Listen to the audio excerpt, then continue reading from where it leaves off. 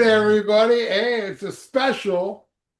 Let me move my camera a little bit. It's a special 4th of July. See, I got all 4th of July out. I wore my Yeah, yeah. Vanderbilt American flag t-shirt that my friend TikTok Man gave me a long time ago, and TikTok Man has disappeared.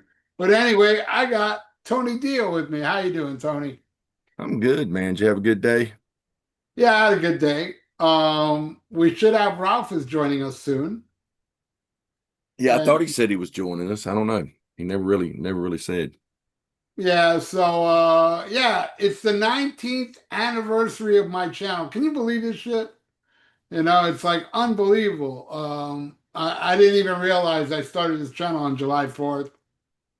I was told this by somebody like a month ago. Hey, next month your channel turns 19. I was like, what? And I went and checked, and I'm like, damn, sure enough. And I started this channel. Man, I got an itch. Man, that's what I got these record racks for, to scratch my itch.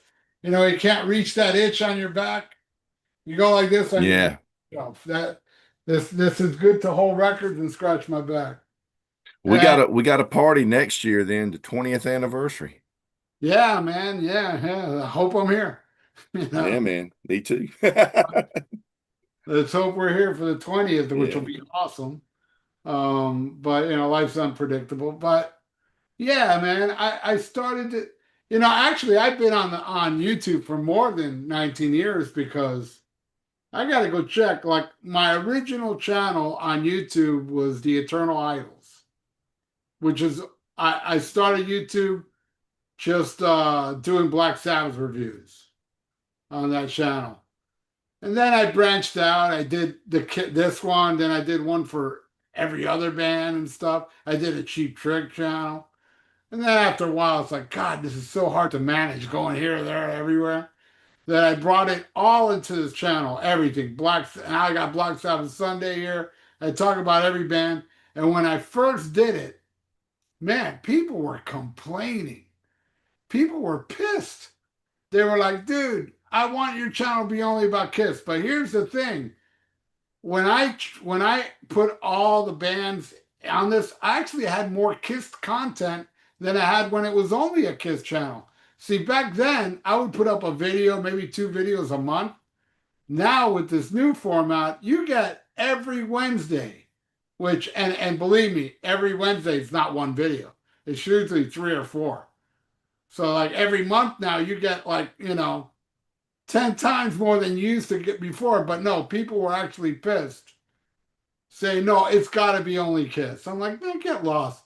But I did lose subscribers. I did notice that.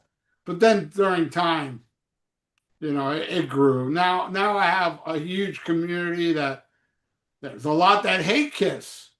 There's a lot that love Sabbath and Merciful Fate and all the shit. So I got them all here, and that's how I wanted this channel, man. I can if I could in a perfect world, if I had a staff working with me to manage all my channels, it'd be a little easier. But no, man, condense it all into one channel, and it's been awesome. It's been amazing. The past few years, and for those that I don't know if many of the I have to bring this up because it's funny. When I had about 11,000 subscribers, roughly around, it was 10,011. I don't know, a while ago. There was a guy that hated me so much that he says he was going to bring me down. And I did his show. But the only reason I did his show was to find out, when am I going down? You know, when is my YouTube channel done? And he said, oh, it's already done. That was when I have 11,000 subscribers. Now I'm like 34 and a half, 34,000 and a half. That guy, gone. No more channel. Huh? He doesn't have a channel anymore. No. Wow. He disappeared. He completely disappeared. Where which is funny. He also threatened to kick my ass in Nashville, and I went to Nashville, and he was nowhere to be found. And honestly, I'll tell you the truth, Tony. If he was in Nashville, he would have kicked my ass. I ain't gonna lie, I ain't no tough guy. But I would have kicked his ass on his wallet because I would have sued his ass. You know what I mean? Yeah. I'm not a fighter. I'm a I suer. don't know, man. You probably got enough people that would have been there to back you up to just take care of it for you. That You is know? true. All my Yeah. friends were there. My podcast and all the podcasts that were friendly with us. Yeah, he wanted to get a boxing ring for me and him to box. I was like, I ain't Speaking of which, boxing. I thought Ian might join us tonight because maybe he's not working for a change. No, I told Dean he's not allowed on this channel anymore. Oh, wow. Yeah, yeah, because We got a well, few people in the chat. We got Travis and we got Al Horta. all right. Yeah, yeah. We got Neil and Ovi. Ovi, what time is it in Norway? Like 2 in the morning? Probably. By the way, Ralph has just texted me. He's got a blackout. Oh, wow. Probably due to the heat. Yeah, no, he said it's severe thunderstorm. Oh, wow. Wow. And it's been raining so hard here all day today. It's stopped now, but Wow. oh my We've God. had we've had a couple of days with no rain. It's supposed to rain a lot here next week here in North Carolina. But man, it's 100 degrees today. Luckily, I mean, I went over and hung out with some friends this afternoon. They had a little event at their house, and they did everything inside. It was like we were talking about. He's like he just went and got some pizzas and stuff. He gets like screw cooking out, man. It's you could cook out on the pavement. It's just fucking so hot outside. So we just hung out in the AC basically. But no fireworks here in my town. So I live in a town that a city that has a very corrupt city council. So we don't even have any fireworks this year. I guess someone stole them because there's been so much theft in this city with money disappearing and stuff. So I guess someone stole the fireworks, but there's no fireworks this year. But that's fine. I don't care about standing out in the heat watching fireworks tonight anyway. Yeah, and just a word of advice to everybody out there. If you're gonna film the fireworks, just keep in mind nobody online is gonna want to watch it. That's the dumbest thing, man. I'm gonna film the fireworks, take some pictures of fireworks. Yeah, No, nobody, unless no, it's something, unless it was something, cool.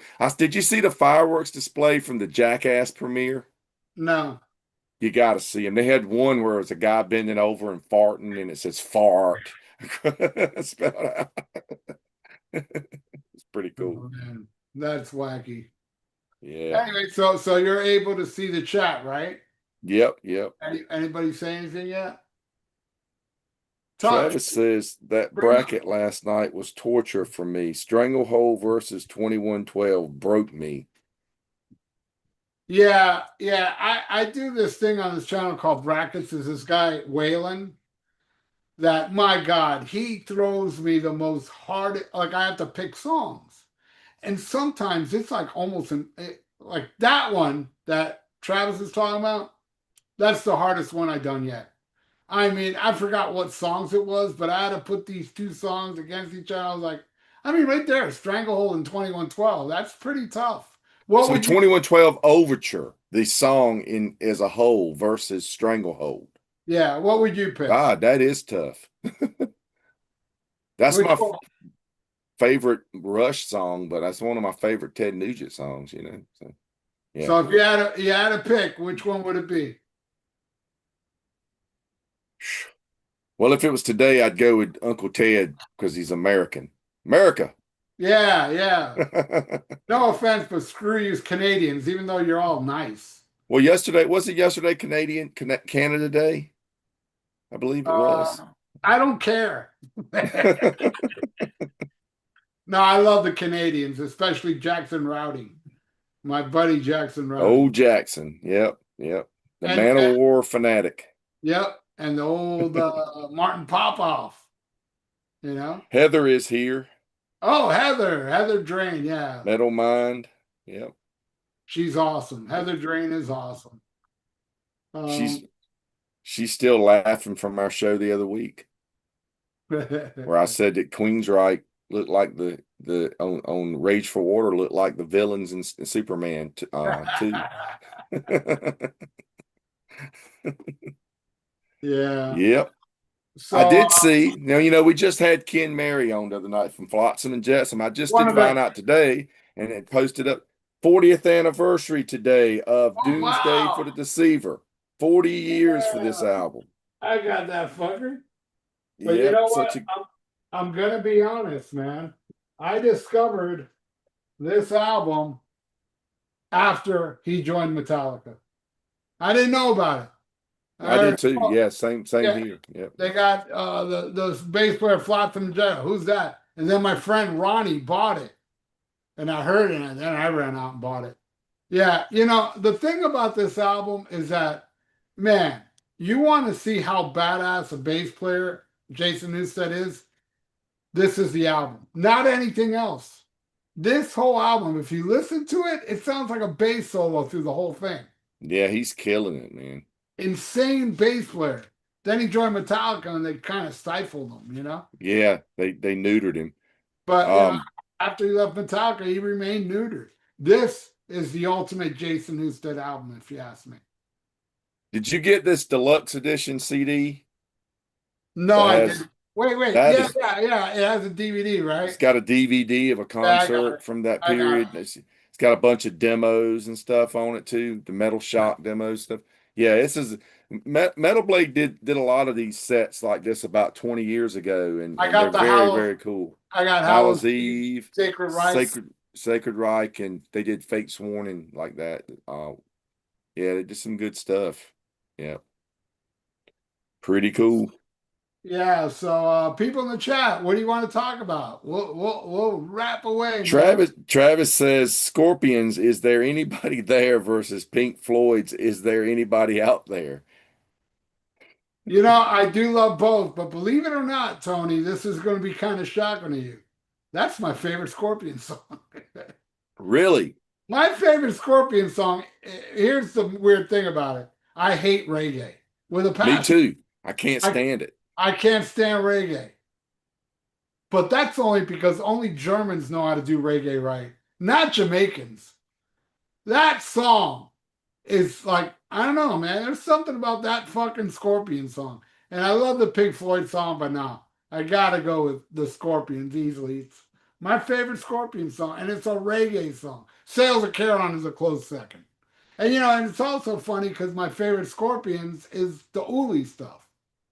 So if I was to pick my favorite Scorpions release, it would be Tokyo Tape. But if I was to say my favorite Scorpion studio album, it's Love Drive. Taken by Force close second, but I don't know what my favorite Scorpion song is. I like Dynamite a lot because the lyrics are so just crazy. yeah, I love that song. You but I yeah, love I love it. Even as overplayed as No One Like You is, I still love it. When it comes on the radio, if it's on the radio, I'm gonna crank it. It's just that solo is so killer in that song. I But love yeah, Arizona. Arizona is such a feel good tune, very underrated. That and China White are two of my favorite songs off Blackout. You know, I love the riff to Falling in Love. That's just a great riff on the Blackout album. Yeah, down. Tick, tick.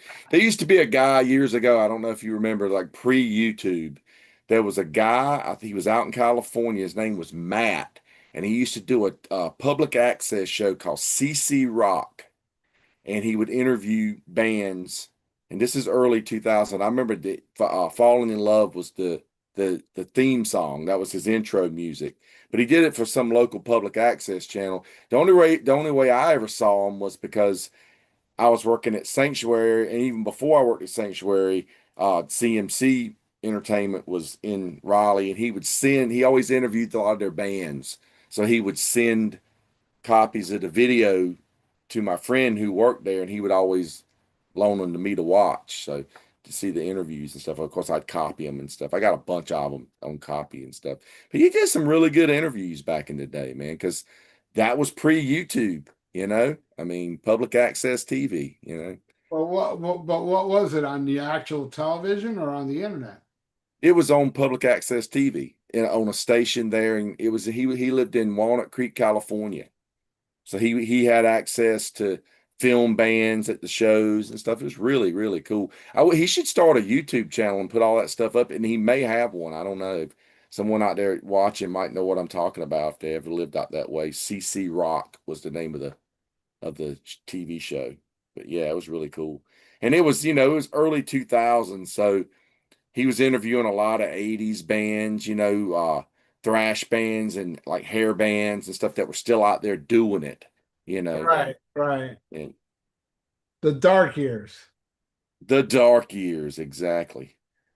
Yeah, I remember he interviewed Great White like right before that fire happened and stuff. He had an interview with the guitar player that got passed away, that died in the fire and stuff. It's crazy. Yeah.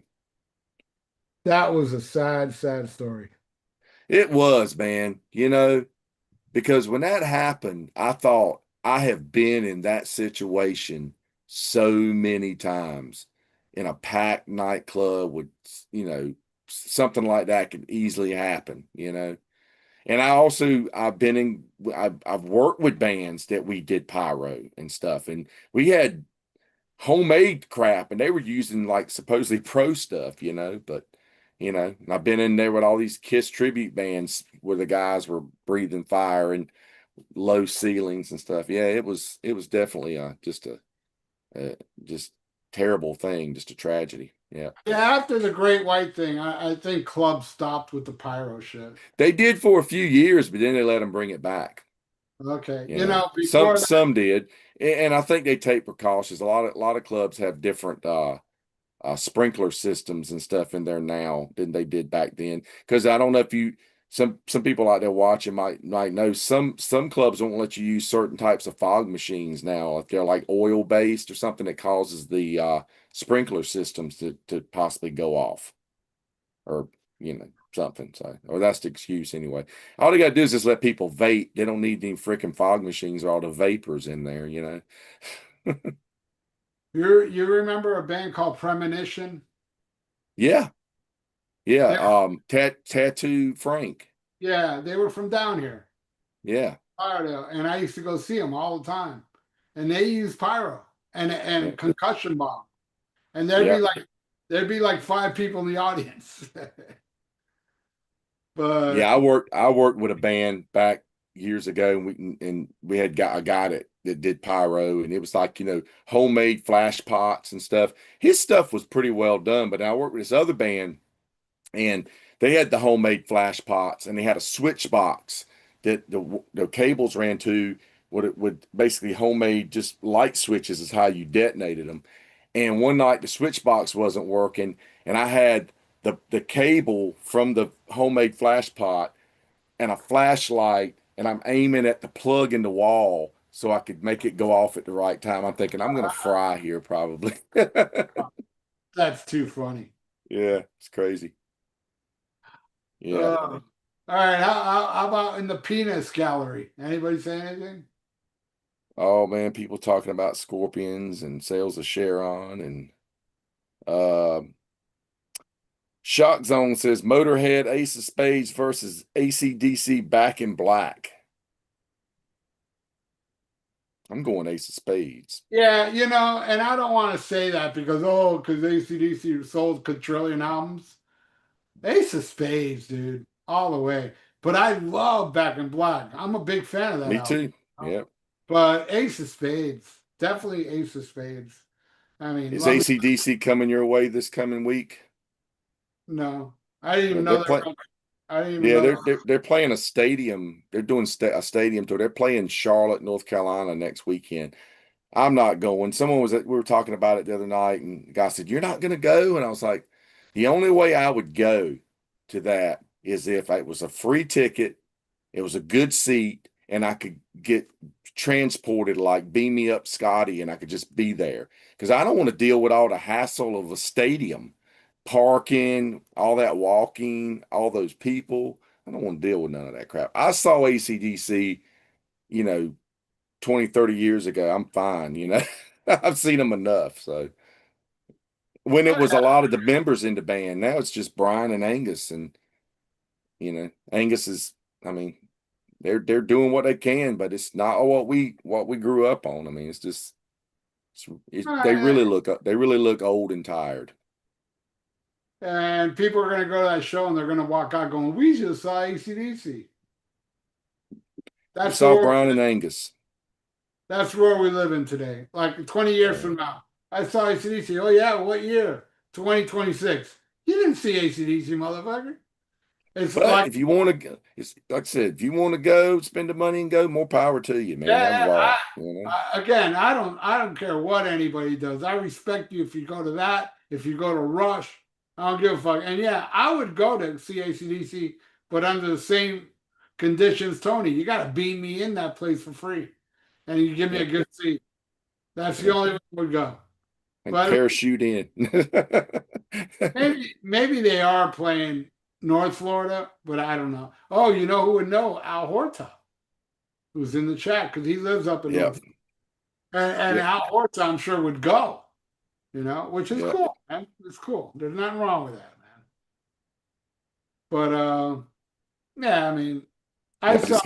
I just got a message from Count, and he said severe thunderstorms and a blackout where he's at. Yeah. Um, yeah. Thoughts on the new Accept album from Metal Mind 72? You Well, talking about the one where they re-recorded Balls to the Walls? I haven't heard it. Yes. I listened to a little bit of it online. It's kind of like they copied what Udo has already done because Udo did that. And Peter Baltes plays with Udo. They did Balls to the Walls with a bunch of guest musicians, and it seems like that's what Accept's done this time as well. But it's more songs. I mean, I think they did some songs from other albums besides just Balls to the Walls. But I saw some people talking crap about the album cover. It said it was just total AI. But whatever. I mean, like I said, they're gonna do what they want. Jordan Skull 93 says, I miss Ozzy like crazy. I feel like the nail was finally put in the coffin for this fuck world when he passed. Yeah, Yeah, things are it's things aren't good, but gonna be a year soon, right? yeah. When did he die? He died in July. I don't I was remember. thinking it was August, but maybe I don't know. Somebody can tell us. Well, Uh, I guess the last show was in July, maybe. Maybe that's what I'm. yeah, yeah. They still haven't released it. You Yeah, know, supposedly they were going to show it in theaters, and you know, I got. I guess I mean, I could see them releasing the Ozzy footage and the Sabbath footage, but I don't think they would do the whole show because there's so many different rights they'd have to get. I've That's showed the this. Yeah, I've yeah, showed this yeah. before. This is a bunch of albums on here, like 6 albums, I think. My friend Mr. D Man sent it to me, and yeah, it sounds amazing. It's really, really good. I've got the whole show on Blu-ray and done very, very well. It's unofficial, of course. Yeah, I was talking to a friend the other day that has not seen it yet, and I was like, "Yeah, I'm gonna have to bring it over. We got to watch it." I said, "I'm gonna tell you, man, you're gonna cry when you watch it. When you see it." Um, Yeah, yeah, especially now knowing. I mean, it was sad. yeah, that's because like I saw it when it originally aired, and then but I didn't see it in good quality condition because the way I watched it originally, I think I've told the story. Someone was doing someone was doing Facebook Live, and they had were filming their television with their phone, and that's the way I saw it, and it was not great quality. And then I saw some clips on YouTube that night that got yanked down, but I didn't see it in good quality till I got that Blu-ray, and it was just like, wow, that was months later, and we knew Ozzy was gone, but and then watching him that night, man, he wanted to get up so bad, he wanted to stand up so bad, just crazy. It was sad. Al said AC/DC may be playing up in Jacksonville. He's not sure, I guess.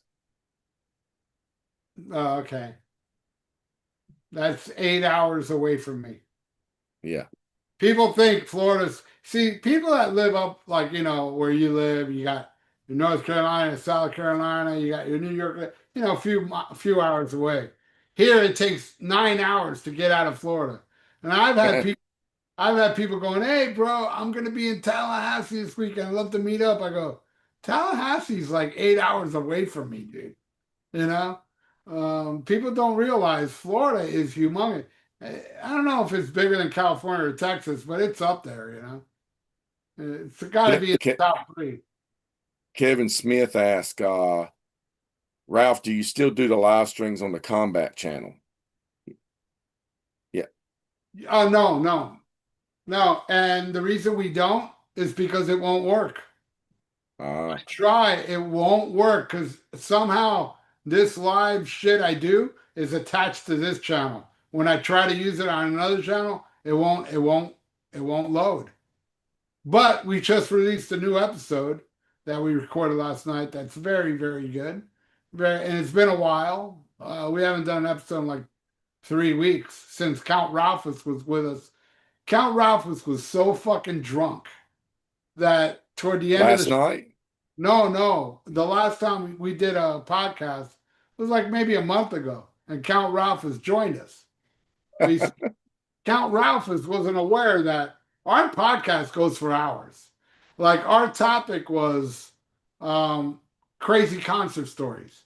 It took us 2 hours to get to the crazy concert stories because we read comments, then we do the news, and by the time we got to the crazy concert stories, Ralphus was drinking liquor, not beer, liquor. By the time we got to that, he was mumbling, telling stories. I couldn't make out what he was saying. And at one point, he goes, "Yeah, I saw Pink Floyd and Roger Gilmore." And when he said Roger Gilmore, it just became a running joke the rest of the show, going, "Yeah, I remember seeing Roger Gilmore." Yeah. So we are going to do a part two, but I told Ralphus, don't. If you're going to drink anything, drink beer, dude, because you were just Yeah, being. I've been with him on a couple of things like that too. It's a trip for sure. But Yeah, you couldn't make out you what he like was saying. It's a good episode, though. Check that one out. my With man likes to Logan. party. I'm down to 2 beers tonight, so that's all I got left from today. So, but let's see.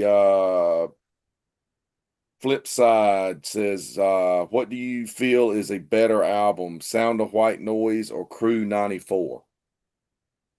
Oh man. I'm going Crew 94. I just got where I started listening to Sound of White Noise again.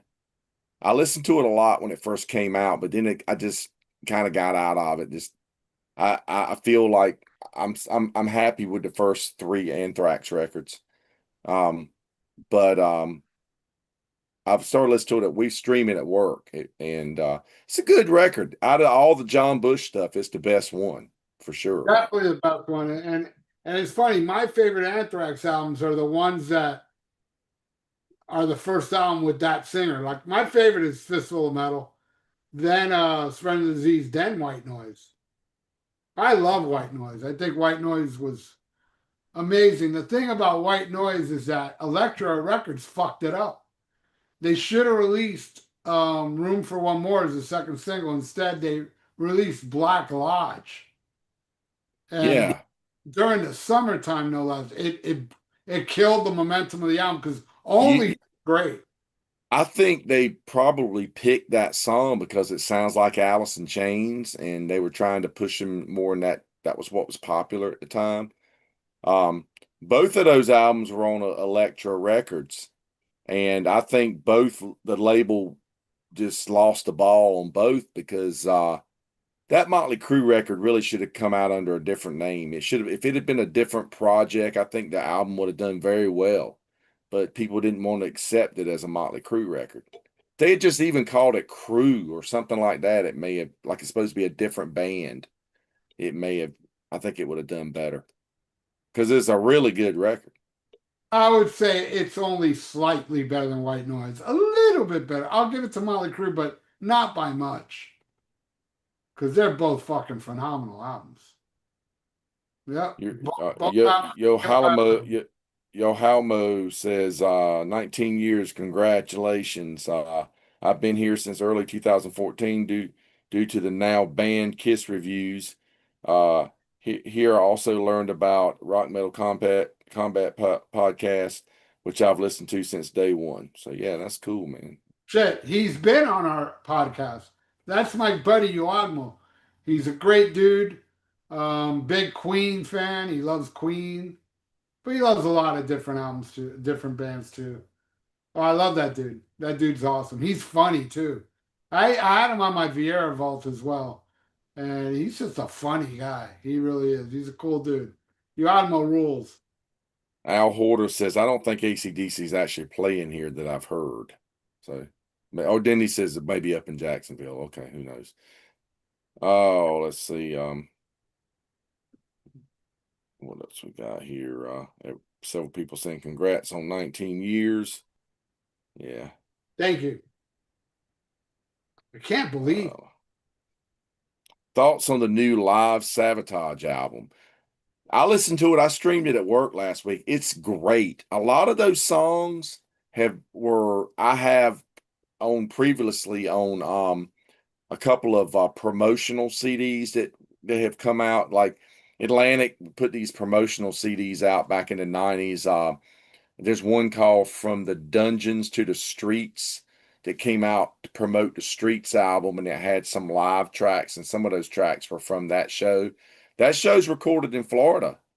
Oh, really? Um, yeah, and I think it's Florida. Is it Hollywood? Is there a Yeah, Hollywood? there's a Hollywood, Florida, but I didn't. I never saw. I always saw Sabotage in Fort Lauderdale around that era. Okay. They Well, I was played. thinking for them to be doing a show that long, there had to be a big headlining show somewhere. Yeah, yeah. Anybody can give, so that album came out last week, but it only came out in Europe, and it is on YouTube and stuff for streaming. But the supposedly the physical copies are not available in the US until September. Wow. Because I know I checked a couple of places, like Amazon and I think another one, maybe it was Deep Discount or something. Somebody had, and they both said a September release for those. I have a Um, live Sabotage called "Ghosts in the Ruins" that was yeah. released. Mm-hmm. Now, I don't know if it was because man, this was wild. I met John Oliva like 4 times, and every time he was the nicest guy ever, except Nicest dude in the world. nicest guy. But one time I met him, Really? but I blame it on he was totally having a bad day because he stormed out of the club pissed off, bitching about something, and then a bunch of people went up to him to get autographs and stuff, and I went as well. And while he's signing my shit, I go, John, what's up with the live album? Because there was a live album supposed to come out. And he stopped and he looked right at me and he goes, yeah, what's up with it? And I was like, whoa. But I don't know if that's Ghost in the Ruins or this new one coming out. Well, Ghost in the Ruins, I think I think it was released in Japan as Final Bell, which was a tribute to Chris Oliva. I think Ghost in the Ruins was the same recordings, if I'm not mistaken, just released by Nuclear Blast later on. There's also a promo CD called Live Devastation that was the promos were made up and through Metal Blade Records, and the only thing that ever came out was the promos. They never actually released it. I don't. It was some sort of legalities. But I got one of the promos. They were really hard to get years ago, and it's been bootlegged to death over the years. But man, I listened to that new record. Man, it was really good. I know one of the tracks that I recognized that I had heard that I had was "When the Crowds Are Gone," which God, amazing, amazing song. And we were playing it at work, and I was telling my coworker, this is the band that became Trans-Siberian Orchestra. And when they do stuff like When the Crowds Are Gone, he goes, oh yeah, I can hear it. That's total TSO type track there. But yeah, John was always cool when I met him and stuff. I interviewed him once on his tour bus, and I went out to do the interview and sat down with him. And he goes, "You don't care if I smoke pot, do you?" And I was like, "No." And he just pulls out like an ounce and puts like a little TV tray. He's just sitting there rolling joints the whole time we're sitting there doing the interview. Nice. And Yeah, but he's a cool dude. Always been really friendly. I remember seeing him up at Jack's in Virginia. It was a show. I think it was Chris Caffrey's solo band, John's solo band, the Taj Mahal, John Oliva's Pain or whatever they were calling it. And it was like hardly anybody there. It was like a Thursday night, and it might have been maybe 7,500 people. And John's is sitting at the keyboards, and he's taking requests for shots. Like you Oh buy him wow. a shot, tell him what you want to hear, what Savatage song, he start playing it and singing it. Man, that was so cool. He's even doing like covers and stuff. Like, yeah, he was it was highly entertaining. They were they were local, they were always down here. I mean, I even saw him with was his name Pete Collins, the original bass player? Yeah, Chris Collins, yeah. Chris Collins, I seen him with that. I seen him with Dr. Killdrums, which was rare because Dr. Killdrums would play all the records, but he wouldn't tour. But I did Yeah, see he him. stopped touring around he didn't tour that much starting around I think the after Gutter Ballet maybe or something because No, no, I believe Mountain King. yeah, when I saw Mountain King tour he was with them because All that was right, with right. That was the big Dio tour. Then it Yeah, was I yeah, remember they had I can't remember the guy's name. It was the guy he ended up playing with. I think he played with Dirty Looks or somebody. It was playing drums for him at one point, and of course, uh, the guy they got now, Jeff Plate came in, and he was kind of like Kill Drums would be on the album, but Jeff would do the tour or whatever, like for Handful of Rain and stuff. yeah, Yeah, because I I remember seeing I remember seeing Jeff play. He was playing with Metal Church there for a little bit. And this is probably around like 2005 or six or something, back when Ronnie Monroe was fronting Metal Church and stuff. And my friend Ray was about half drunk, and he walked over to Jeff and he said, "Well, Jeff Plate, now that you're in Metal Church, does that make your name Jeff Collection Plate?" Ha ha ha, and laughed. And Jeff just looked at him like, that's the worst joke I've ever heard. And I was wow, just laughing. It was funny to me. that's Bad wild. jokes, dad jokes. Uh, let's see. Mean Metal Mike, first Styx record or first Rush record? First Rush album, and I love the first Styx album, but it's not even close. Yeah, yeah. First Rush for me. He he also said uh, uh, he said been following you for 6 years, Ralph. Thank you, me metal Mike. Uh, Ovi says count rules on whiskey. Yes, he does, Ovi. He does rule on whiskey. Uh, And and the Jordan number Skoll says, what did you think of Black Label Society's Ozzy song? Loved it. Zach's solo was awesome. I thought it was cool. I mean, I've listened to that new Black Label Society record more than probably any other record I've listened to by that group because we stream it at work. And I thought it's the best sounding one I've ever heard. And I thought that song was good. When I watched the video, dude, yeah, that video is tough to watch. It's definitely a touching tribute to the Madman for sure. Have you seen it, Ralph? no, no, I haven't even listened to the album. I'll take a listen to it. Yeah, Shock Zone said he loves the first Styx record. I love that first thing. The what is That's it? one of the heaviest one. I used to have the original copy on vinyl, the one that has that green looking cover with the fire. It looks like the band standing in fire. I still have it. Because they ended up reissuing it later on. I think it had a different cover. Yeah, yeah, this one. Yeah, that one. Yeah. Yeah, they People they forget they were a good hard rock band back then.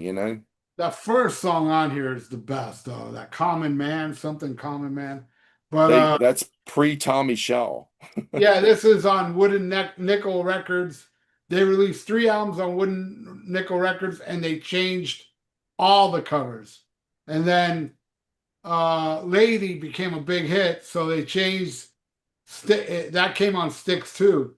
Then they renamed the album Lady, and it Yeah. was artwork. All of them were horrible You artwork. remember the one that's got those kind of like pastel color graphics on them? Each album they retitled them like Serpent is Rising. It's just called Yeah, Serpent.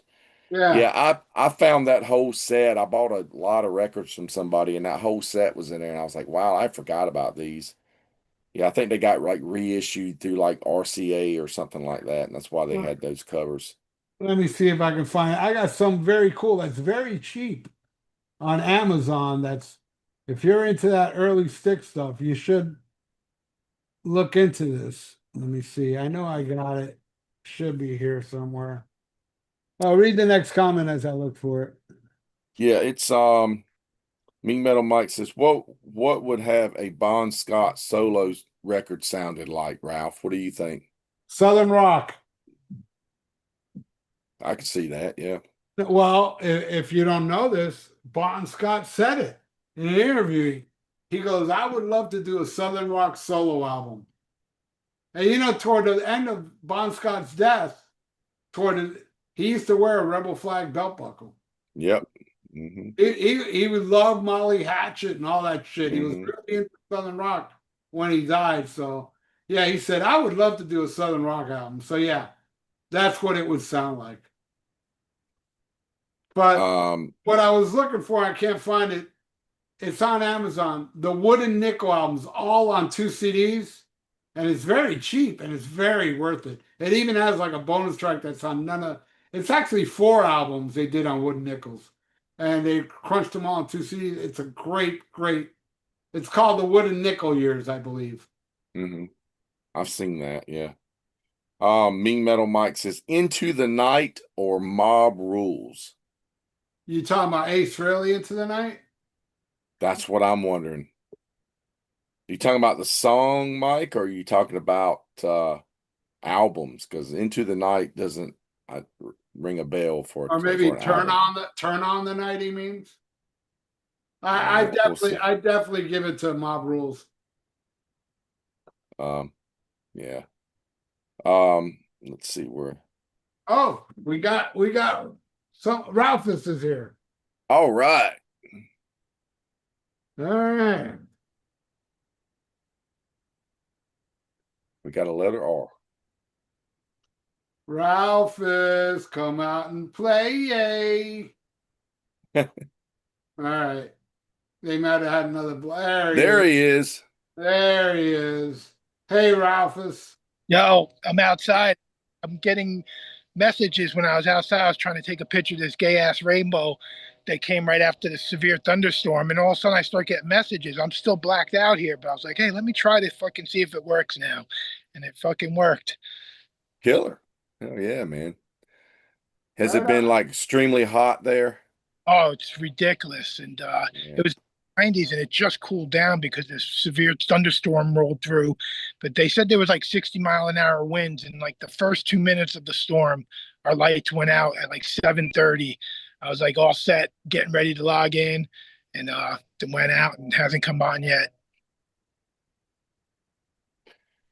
Okay, we're Right just on. kind of going through the peanut gallery here and answering some questions. People are just making comments. Metal Mind says, oh, actually, Shock Zone says, Venom, Welcome to Hell versus Possessed Seven Churches. I got to go Welcome to Hell. Yeah, me too. That started it all, man. That started That, it all. that's my favorite Venom album. Yeah, I have to go. Mine as well. Yep, There wouldn't be no Seven Churches probably without that Venom album. that's right. Yeah. There would Al be Horder says, think about the Almost Human channel celebrating 19 and compare that to Black Sabbath album releases. If you started the same time as Sabbath's first album, you would be up to Headless Cross by now. ain't that crazy?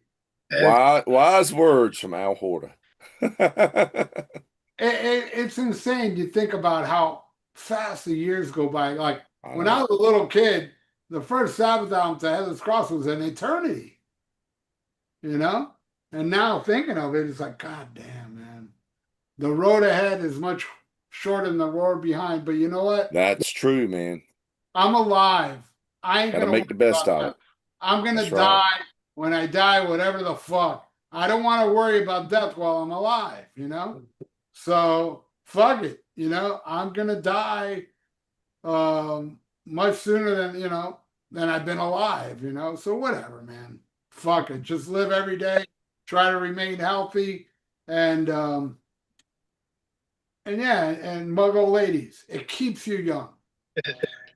That's why we He was talking about Into the Night by Ace versus the Sabbath You know one. what? Yeah. I will be honest with you.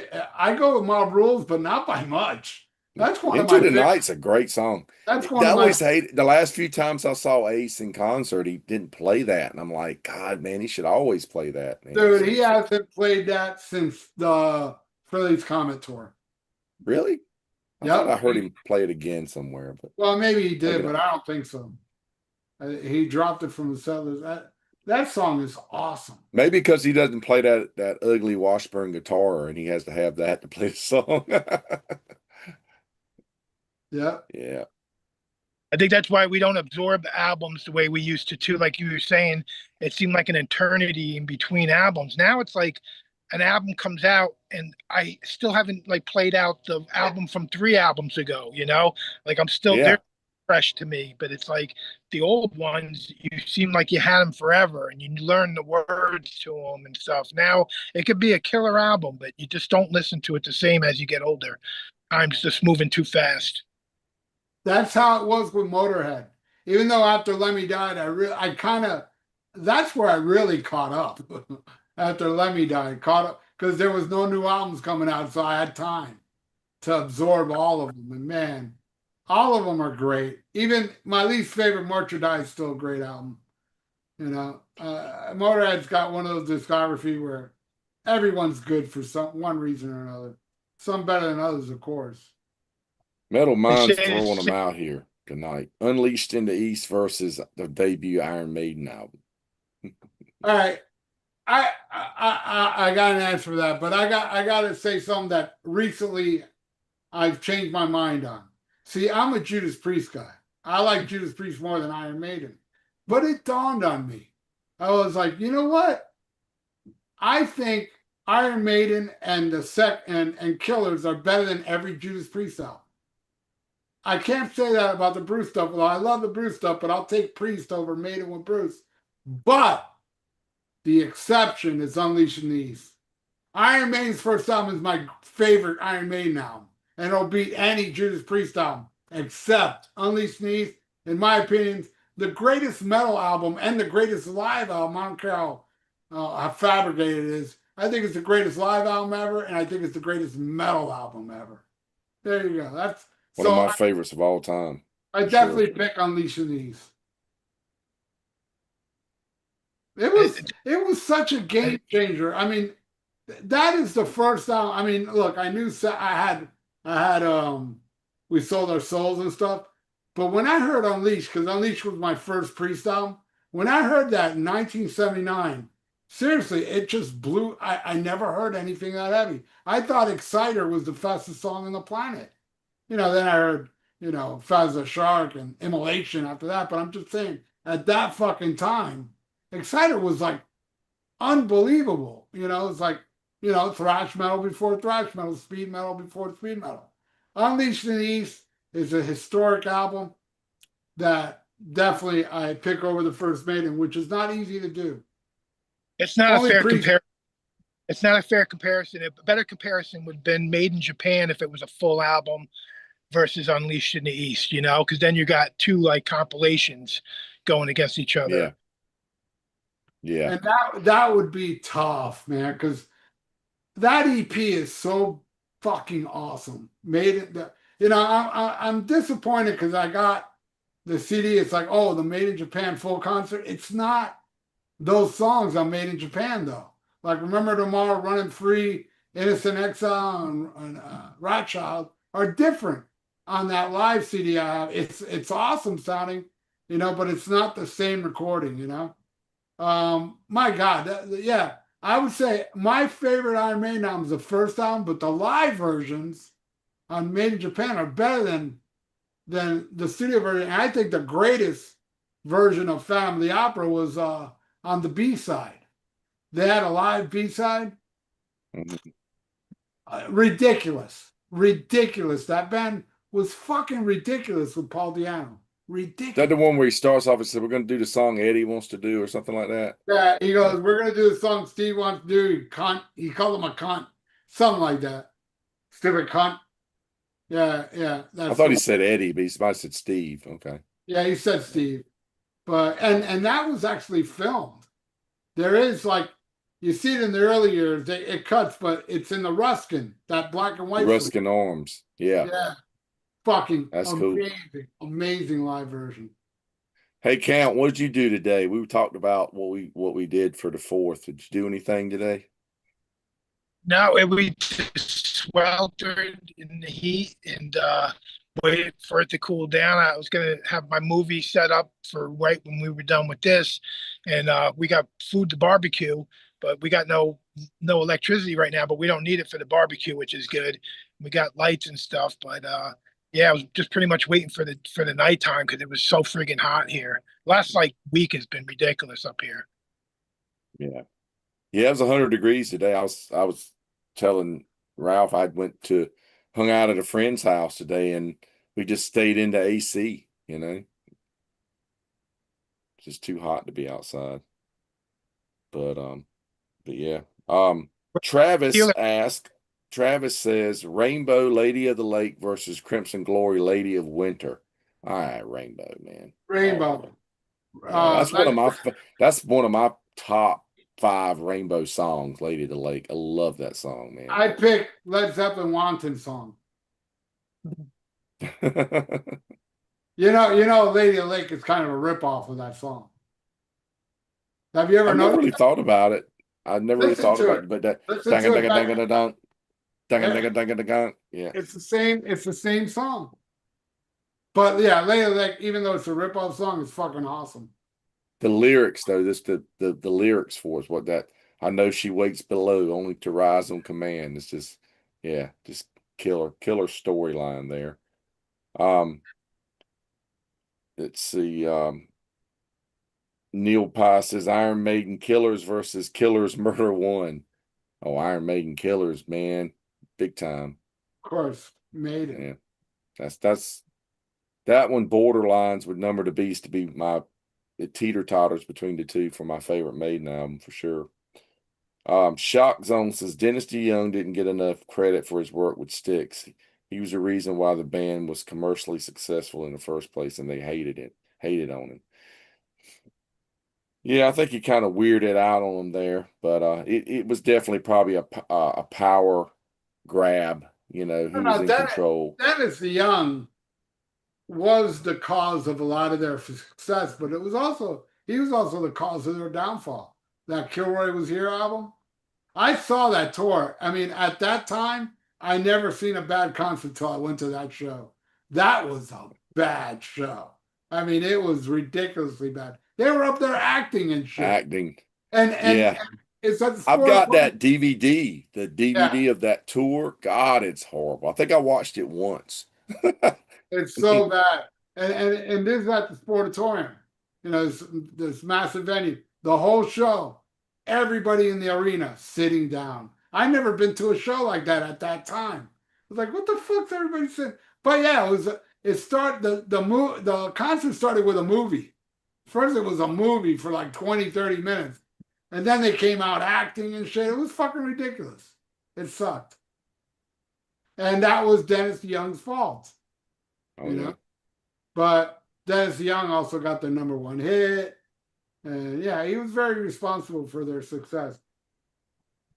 Yeah, their most rocking stuff was the stuff like Tommy Shaw. After later on was the True. stuff I Tommy Shaw. think, yeah, I think, Renegade and but I will say the heaviest song Styx ever did is with Dennis, is Queen of Spades. Queen of Spades, man. That's like my favorite Queen That's song. like that's like the head. It's some parts are Iron Maiden Gallop in that song.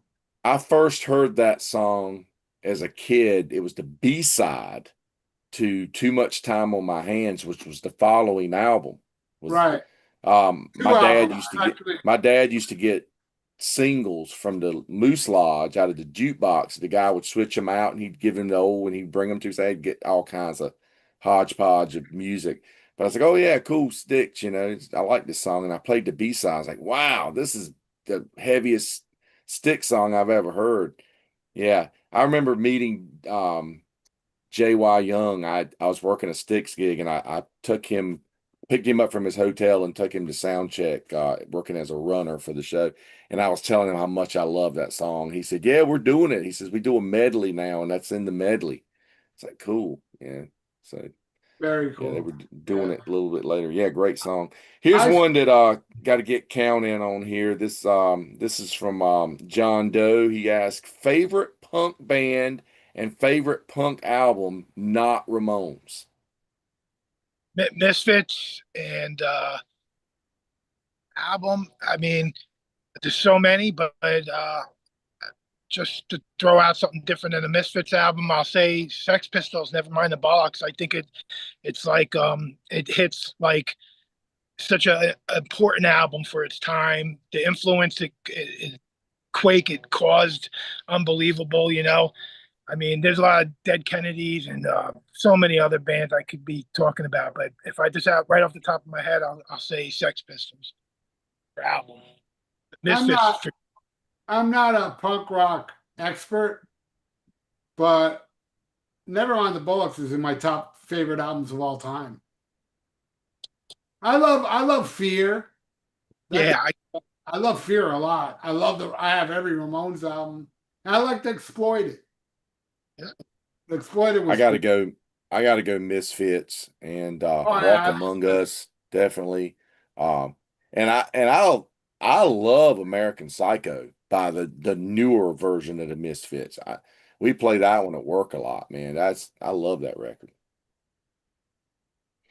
Let's The see. newer version of the Misfits that came out like 30 years ago.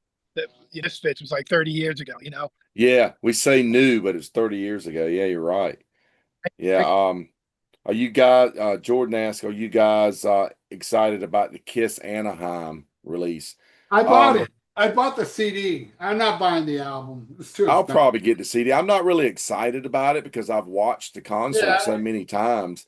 That show's been bootlegged for years. It's one of the first VHS bootlegs I ever got. And I've got a CD copy of that show. But yeah, I mean, I'll get it. It'll be nice. I'm sure it's a nice package, I'm sure. Yeah, I ordered it. I did pre-order it on compact disc. And it was I think it was like 13 bucks. Very reasonable. Someone was saying the album was something like 35 or something, which No, no, it's you, more. It's like yeah, 80. 80? Maybe there's a special edition or something. It's a picture disc.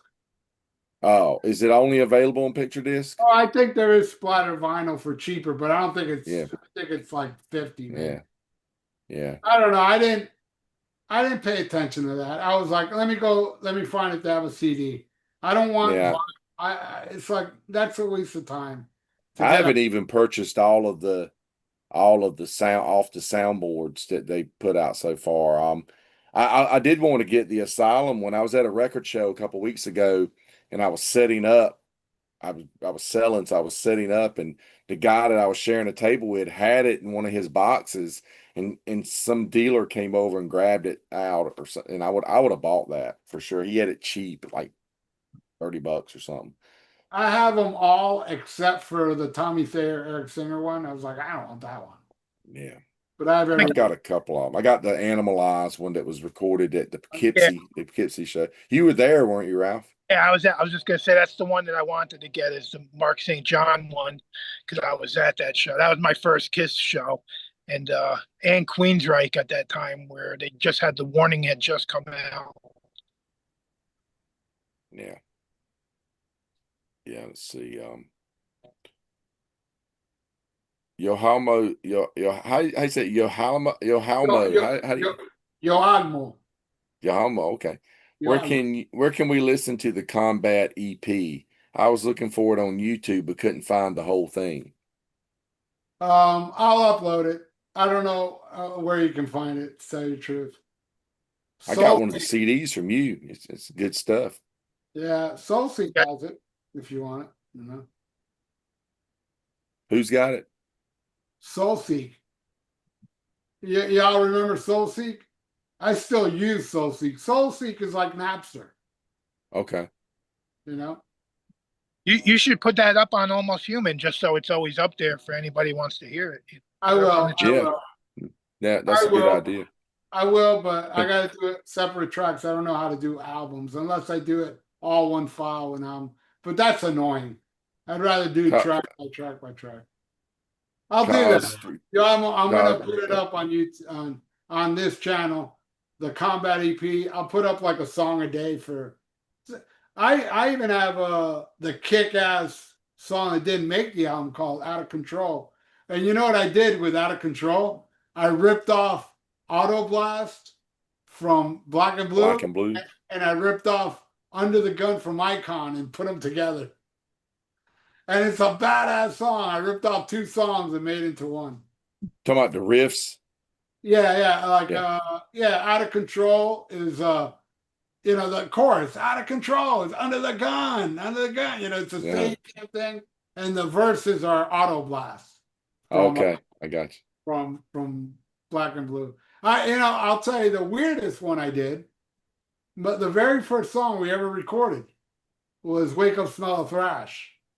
And nobody, I would say nobody will ever figure this out. But I ripped that song off of a song off the first REO Speedwagon album. There's a song off the first REO Speedwagon album called Sophisticated Lady. And I turned it into Wake Up Smell Thrash, and it's a thrashing song. I was like, nobody's ever gonna notice. And then my friend Leo was like, I told him, oh yeah. And he went and listened to it, and then he goes, dude, it sounds nothing like that song. I go, does to me, man. It totally does to me. But You talking yeah, about the way you phrase the lyrics? yeah, the whole thing is Sophisticated Lady, except the middle section we came up with that part. But hey, that early REO, it's like really heavy, Deep Purple type shit. Check out the first REO Speedwagon album. It'll trip you out how fucking heavy it is. Mondo Heather says, any fans of the Belgian metal band from the 80s, Acid?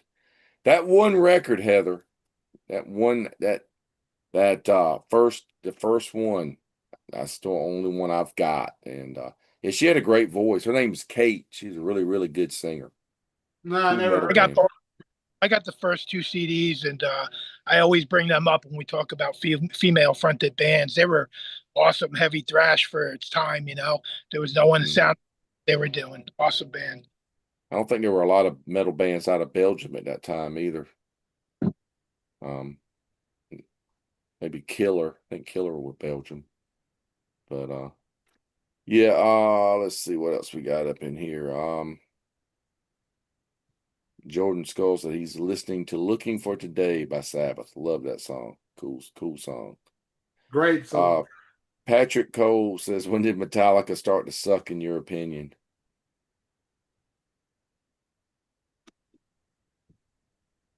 I know it ain't popular for me to say this, but Injustice for All.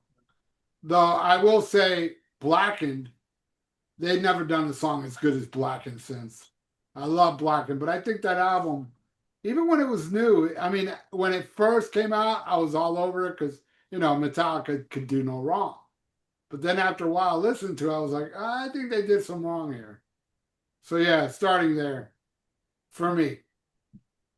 Yeah, I had a friend last night was saying he didn't like Injustice for All. He thought it sounded awful. The album just sounded terrible.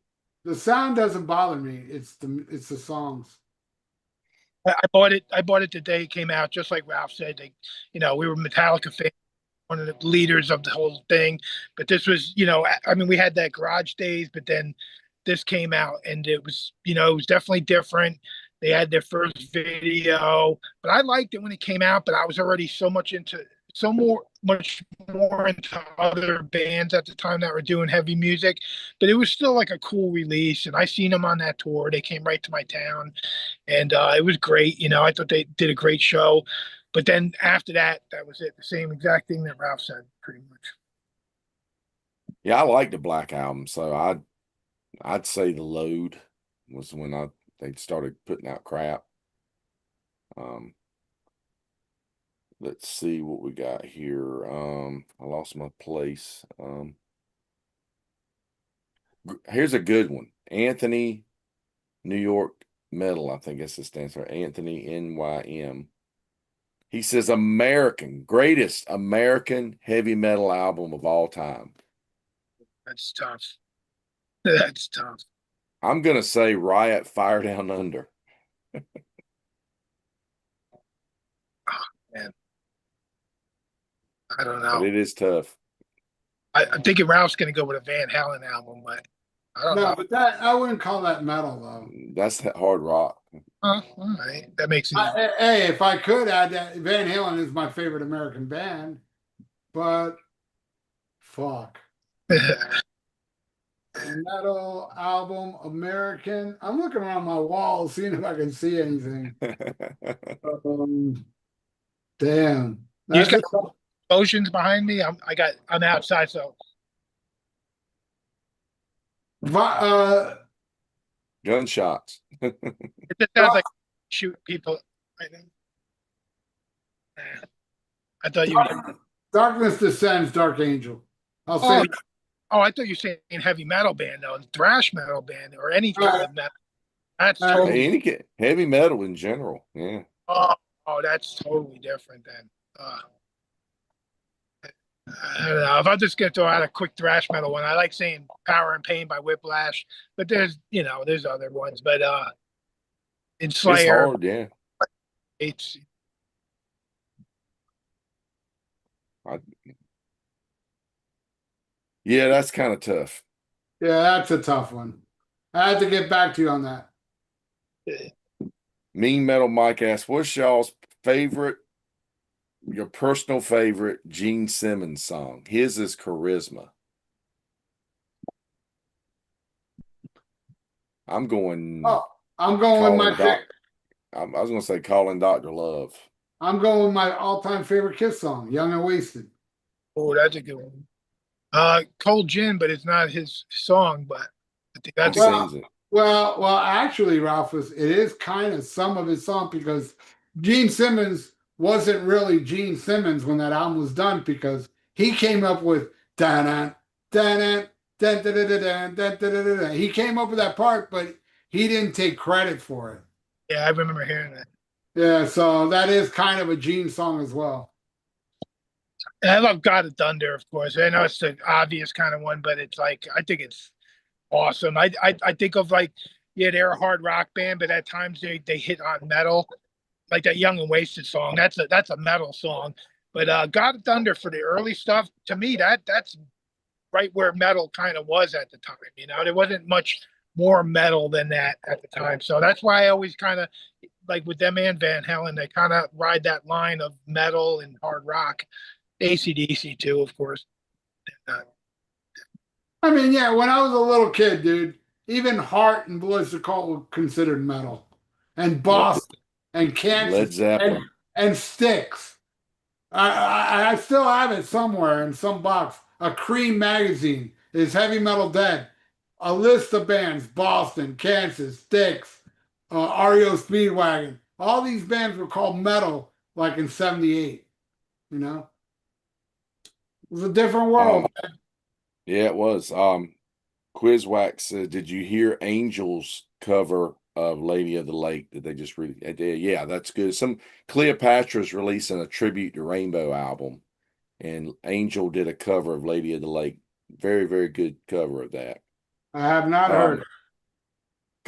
Cause 3001 wants to know what Ralph's favorite White Lion song is. Well, I don't like White Lion, but I thought their first album was okay. Did Fight for Survive have a title track? I think I that's believe my so. favorite one. Yeah, the title track, Fight. That album's okay, but I don't like Yeah, anything after that. yeah. You were trying, hey, that question, that guy was trying to be funny because he knows I don't like White Lion. Mean Metal Mike asks Heaven and Hell versus Seasons in the Abyss. been in hell. Yeah. I think Ralph just froze. It went black before. I thought his screen went black, like he was there, but it went all dark on his screen. Like he Yeah, was. let me see what it's doing. Let me see what it's doing on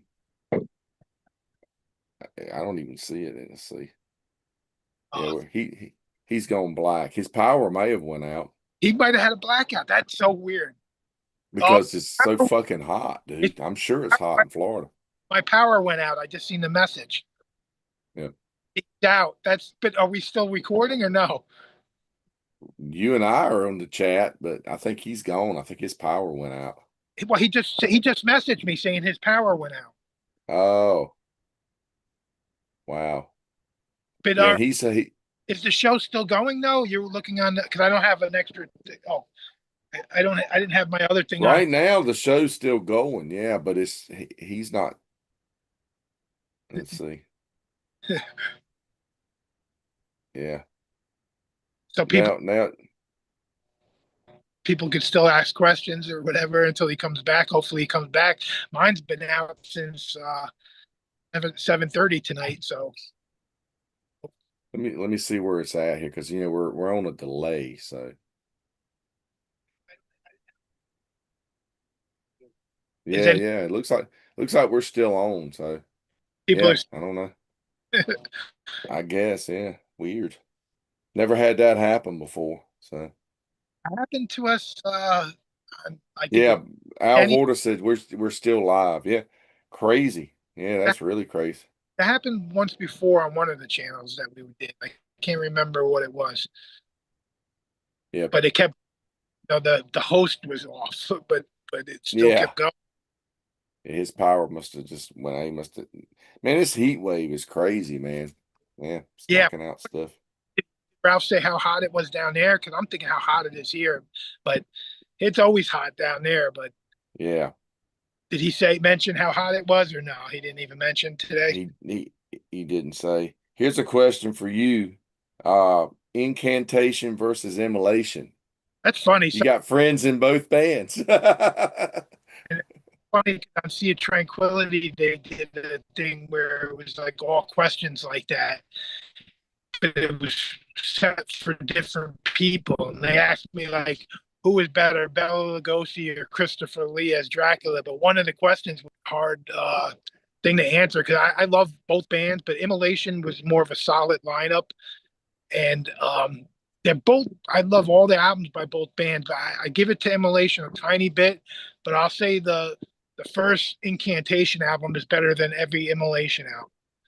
But if I have to compare the discographies, it's super close. But I'll give it by a hair. I'll give it to Immolation, and it's I I hopefully just saw, wasn't it the original bass player from Marduk died? yeah, that was something today too. Yeah, he died today. B War was his what he went by. I forget his full name, but he was on all like the really great early Marduk albums, and I seen them live back in the day when he was still in the band. I think he left in like 2005 or something like that. He's been out of the band for a long time, but I've seen a lot of black metal bands live, and they are at the top of the bands live. They came out like so ferocious, and it's like a different vibe than most black metal bands. They had so much more power and really aggressive like vibe to them. Them and the band Watain. Watain had more of an atmosphere and real sick, and they had fake real blood all over the place and stunk out the whole place. But Marduk is a great band. All the albums are great. That's a sad to hear that he passed away today. Yeah, it is. Watain clan ain't nothing to fuck with. Then Sean Glass week, that was sad. Had a great picture with Yeah, him. man.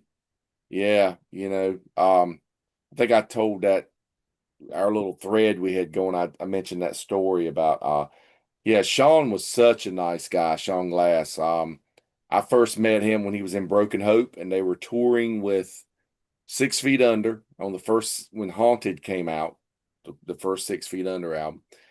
And Sean fell off the stage that night. They were playing a club in Raleigh, and the stage wasn't very well lit.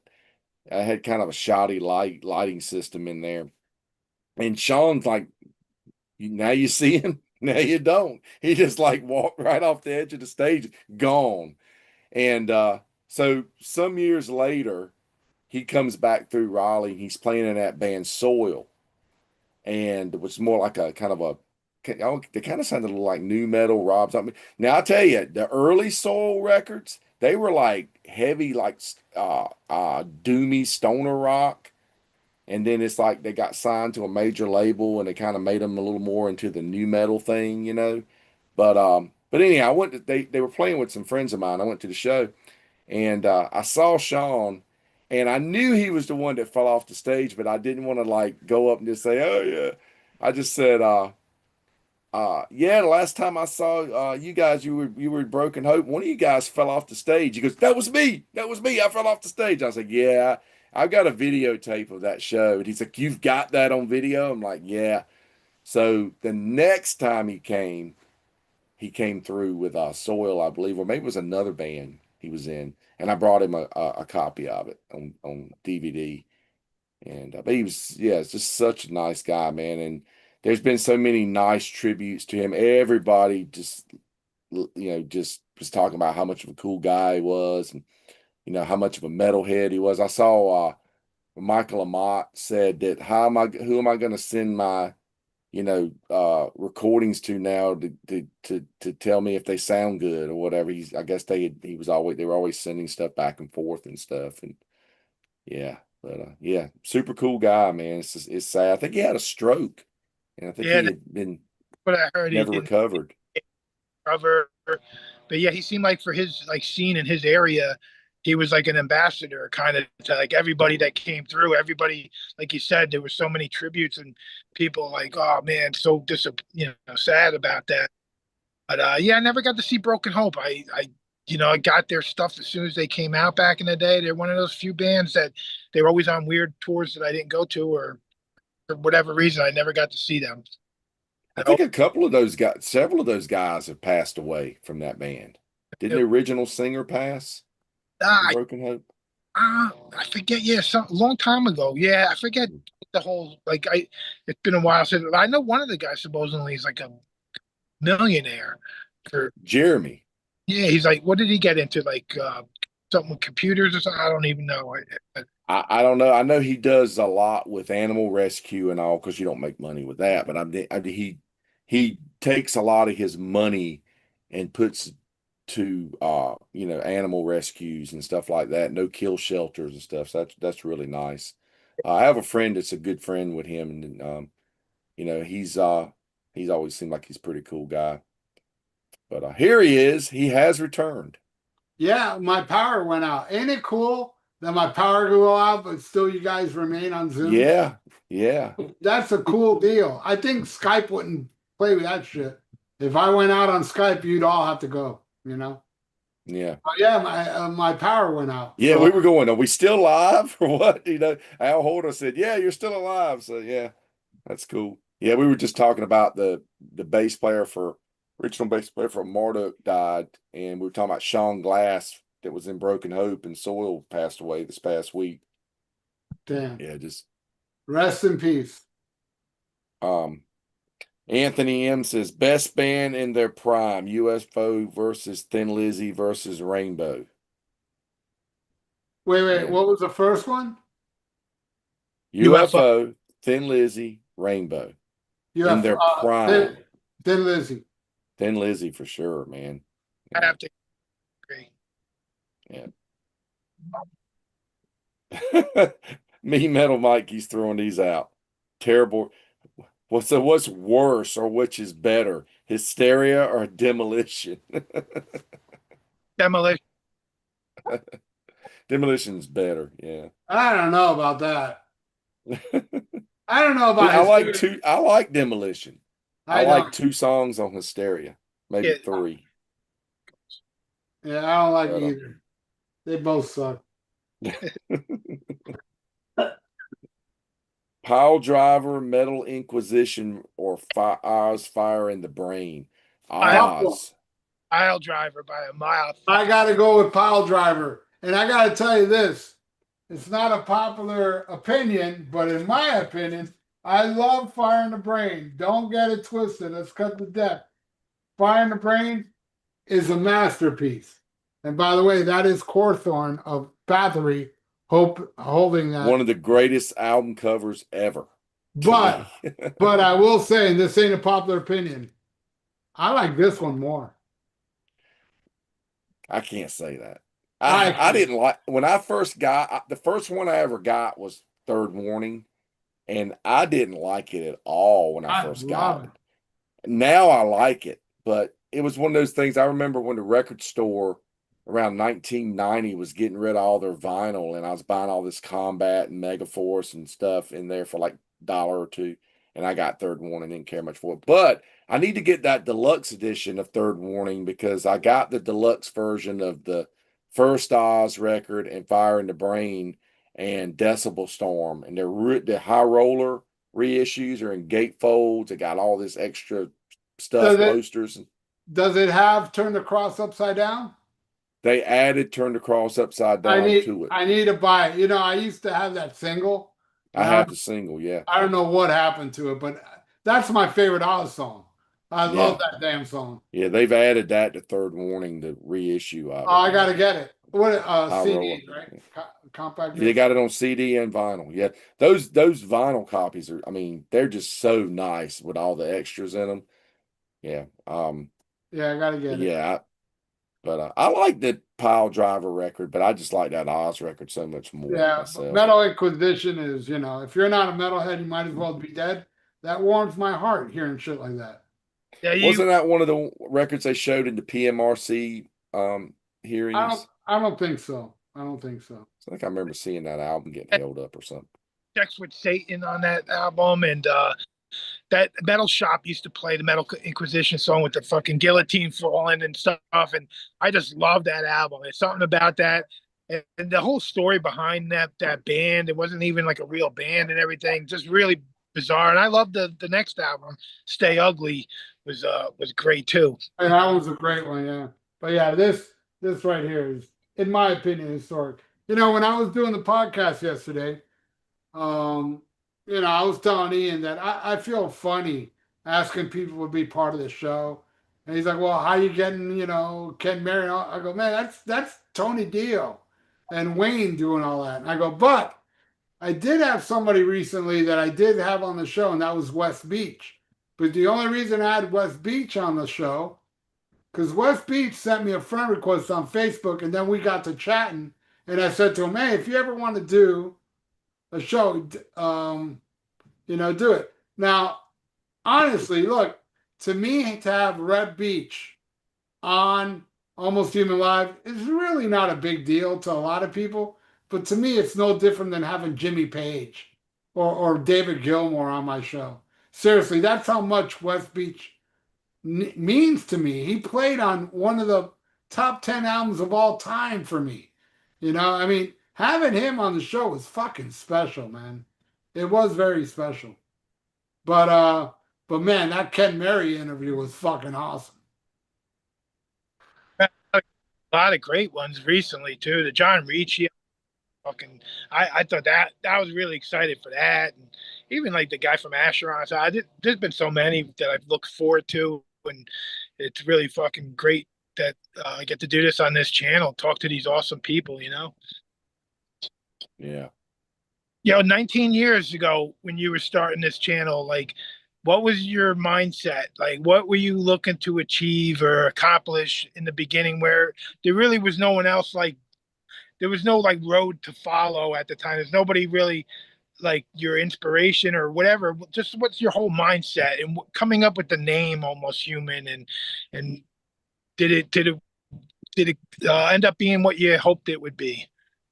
Oh, it became way more than I thought it would ever be. See, I only started channels on YouTube just to talk music. Like I do my little reviews, and my reviews back then were much better because I would add music and all that shit. But I can't do that anymore. All those old videos I did on my channel, pretty much like 90% of them have been deleted off YouTube.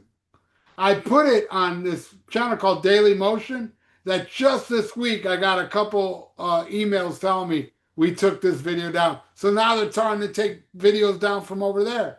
But I transferred all my because I luckily I burned all my reviews back in the day on DVD. So I transferred them to Daily Motion, and they're all there still. It's almost human at Daily Motion. You can see all my Kiss reviews, and I got Motorhead reviews. I got everything there. Black Sabbath reviews. They're still all there, but they're starting to take them down now. But back then, you'd hear I'd play a clip of the song, then you hear the song while I'm talking above it. I'm using pictures or videos and stuff like that, and yeah, that shit don't fly anymore. But that was my initial. I was like, I just want to go on YouTube. I didn't do it for money. I'm doing it now for money. But back then, I wasn't doing it for money. I don't think you can get paid back then.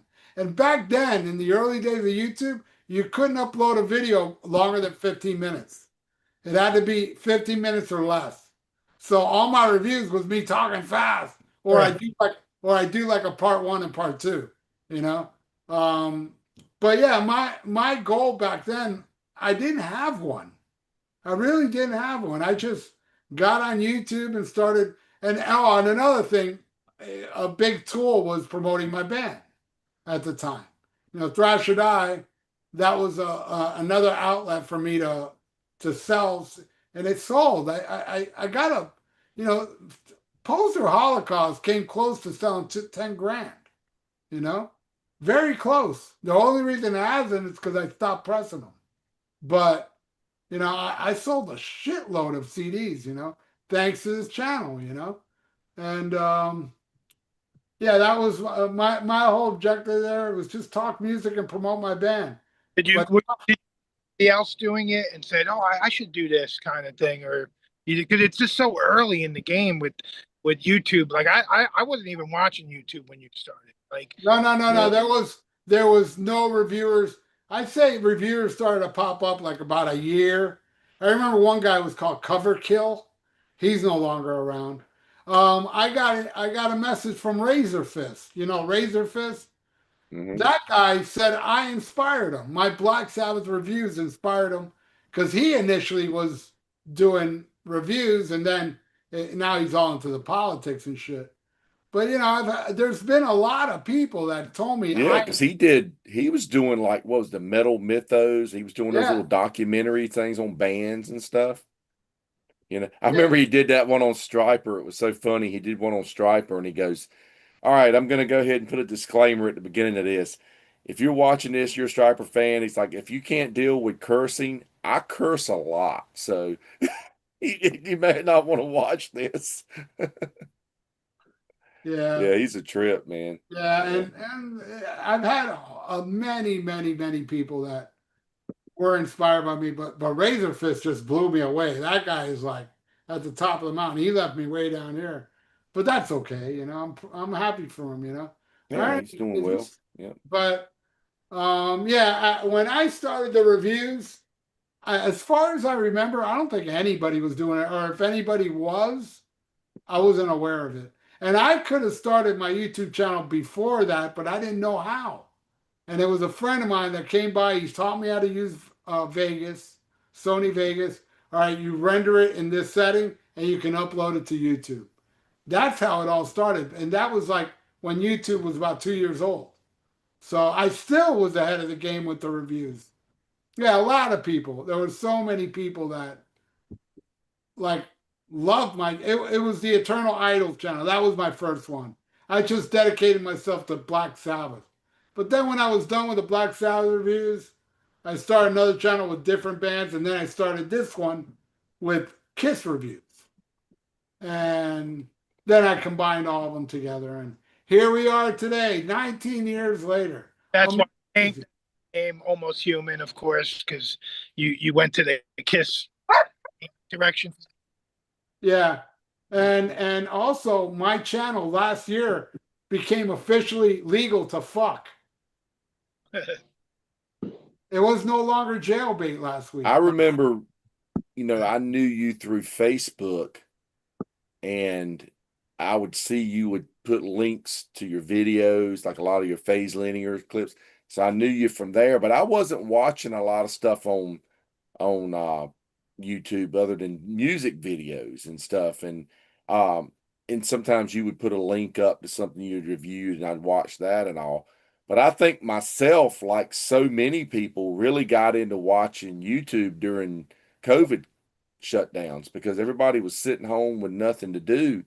And I found Pete Pardo's channel, The Sea of Tranquility, and I remember watching that and I saw Steve Keeler on there and I'm like, that's Steve Keeler from Rock Fantasy. I've been to his record store, and I messaged him and said, "Hey, I watched you on this show," and he's like, "Hey, I do a channel. You want to join us?" So that's kind of how I got all involved in it because just you know, COVID, we just had everybody was home. You didn't have a whole lot to do, and you probably picked up a lot of subscribers during that period too. Oh yeah. Oh yeah. COVID A lot was of people saw it. watching like these kind of shows before.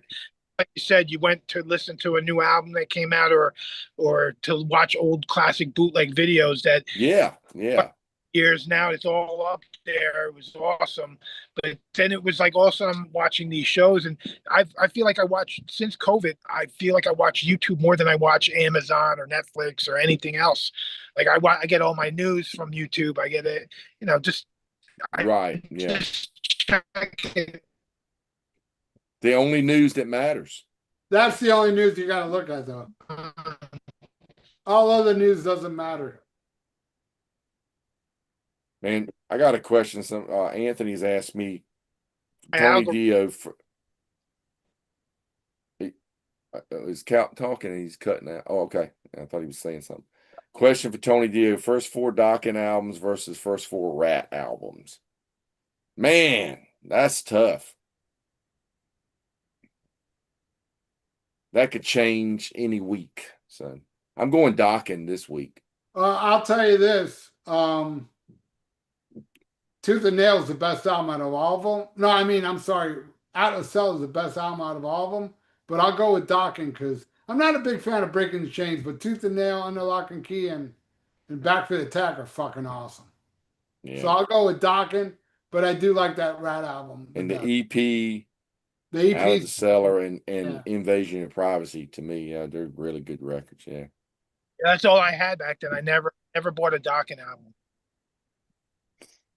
Voice was just too mellow for a lot of people. No, I it just remember people saying, a little bit later, and by then I'm already, I remember liking the album cover with that creature from the Black Lagoon hand coming up, but like I just never got it. My friends we were all moving on. "What the fuck is that album cover?" I've always wondered. It looks like something. It looks like a Hypnosis reject cover. Like somebody just did a bad cut and paste. Hey, here's some water, and here's a creature from the Black Lagoon hand coming out of a fiery pit. And the cassette was just a hand. That's the inside sleeve of Yeah, the record too, just yeah, like yeah. this. Yeah. Yeah. If it would have had a year earlier, I would have bought it just because of the cover, but it just came a little too late for me. That's their to me, that's their best album.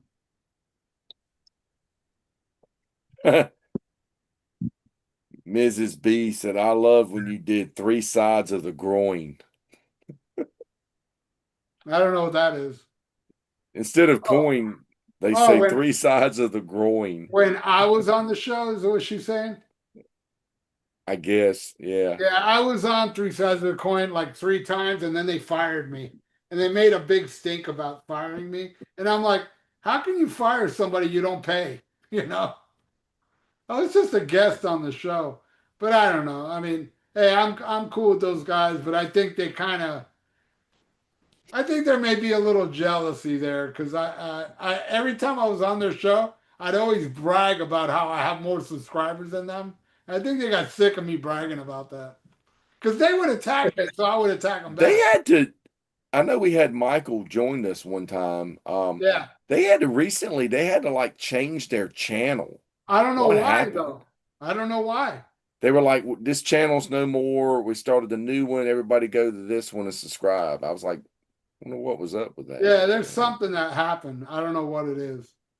Get too many strikes, they shut you down. So you get, They don't play a lot of music or anything. Yeah, they don't play any music, so I don't know what the strike would have been about. talking about Muslims and this and that or whatever, all the stuff that people, you know, Yeah, all I know is that they fired me because I'm better than them.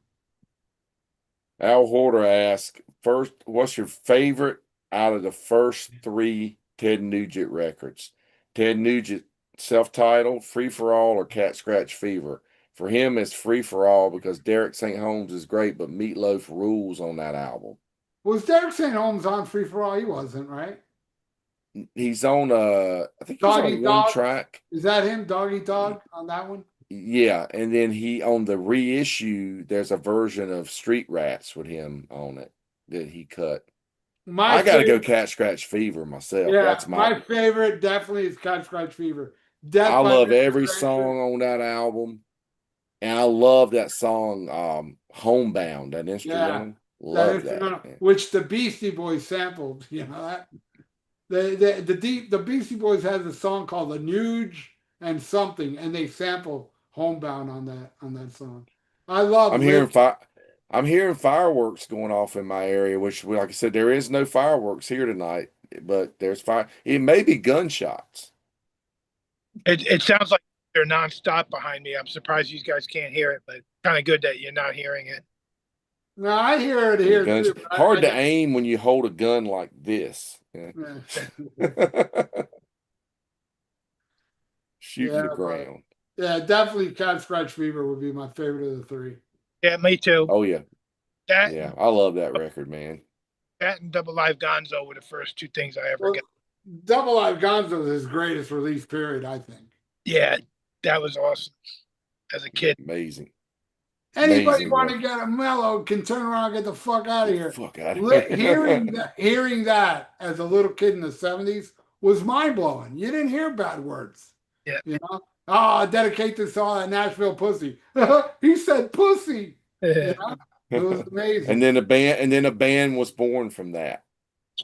And Yeah. I thought, listening to that as a little kid, I thought Ted Nugent must be the biggest drug addict in the world because he sounds like a crazed drug addict, you know? Sounded coked up all the time too. So much energy he had. Yep. Yeah, he sounds like he did a lot of blow. Probably I did. saw something. I saw some little clip of him today with talking with Adam Carolla about when he was hanging out with Sam Kinison back in the day, and it showed a picture of him of Nuge with Sam Kinison and Robin Williams. And he was talking about he took Sam Kinison and his brother Bill out to his ranch or whatever once, whatever. But yeah, Adam Carolla said, yeah, they probably were probably like when they were hanging out in a club with you or whatever, they were like probably trying to dish you so they could go do coke in the bathroom. Yeah. Here's one for us. It says Mean Metal Mike. I guess Count Ralphus is outside, so he can't do this, but it says Ralph and Tony pick a random album from your collection. All So I'm right. in most of the CD room because I got some albums in here, but I'm just gonna All right, reach pick one, then I'll pick one. I'm gonna reach around here and see what I'm gonna do. My my car's right next to me, so I'm just gonna grab something out of the car while you're All talking. right, I pulled a bootleg Metallica CD. It's called Metallica and Heavy Friends Metal Covers at the Fillmore. It's done during the 30th anniversary concert they did, and it's got them doing Iron Man with Ozzy and Geezer, Paranoid with those two. It's got them doing Killing Time with Raymond from Sweet Savage, Motorcycle Man with Biff Byford, The Prince with Brian and Sean from Diamond Head, and they do It's Electric and Helpless and Am I Evil as well. It's got them doing Die Die My Darling with Glenn Danzig and Last Caress and Glenn and Green Hell. It's got them doing Rapid Fire with Rob Halford, the Merciful Fate medley with King Diamond and Timmy Hansen, and So What with Animal. So yeah, it's just a bootleg CD. All right, I'll pick one. Let's go right here.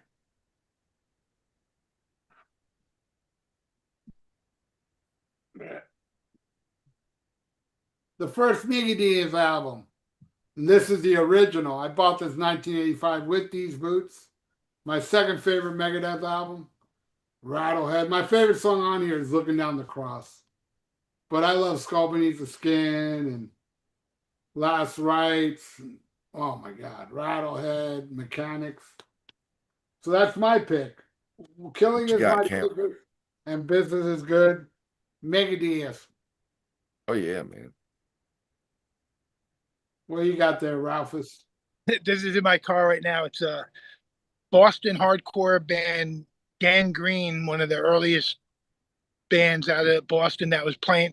They're playing around the time as the original Dead Kennedys and Misfits and stuff. They played with all those bands. Whenever anybody came through Boston, these guys were playing with them. They're like the equivalent of Fear over in California, and in New York we had Murphy's Law. But like this album cover is Gangrene. It's the three guys with a plate of cocaine with the word gangrene written on it, and they're all about to do. And I got tickets to see these guys in the beginning of next month. They're playing in Albany. They I didn't know they were active again. They're a band I never seen, a bucket list band for me. Great drinking band, great party band. They were different than everybody at that time.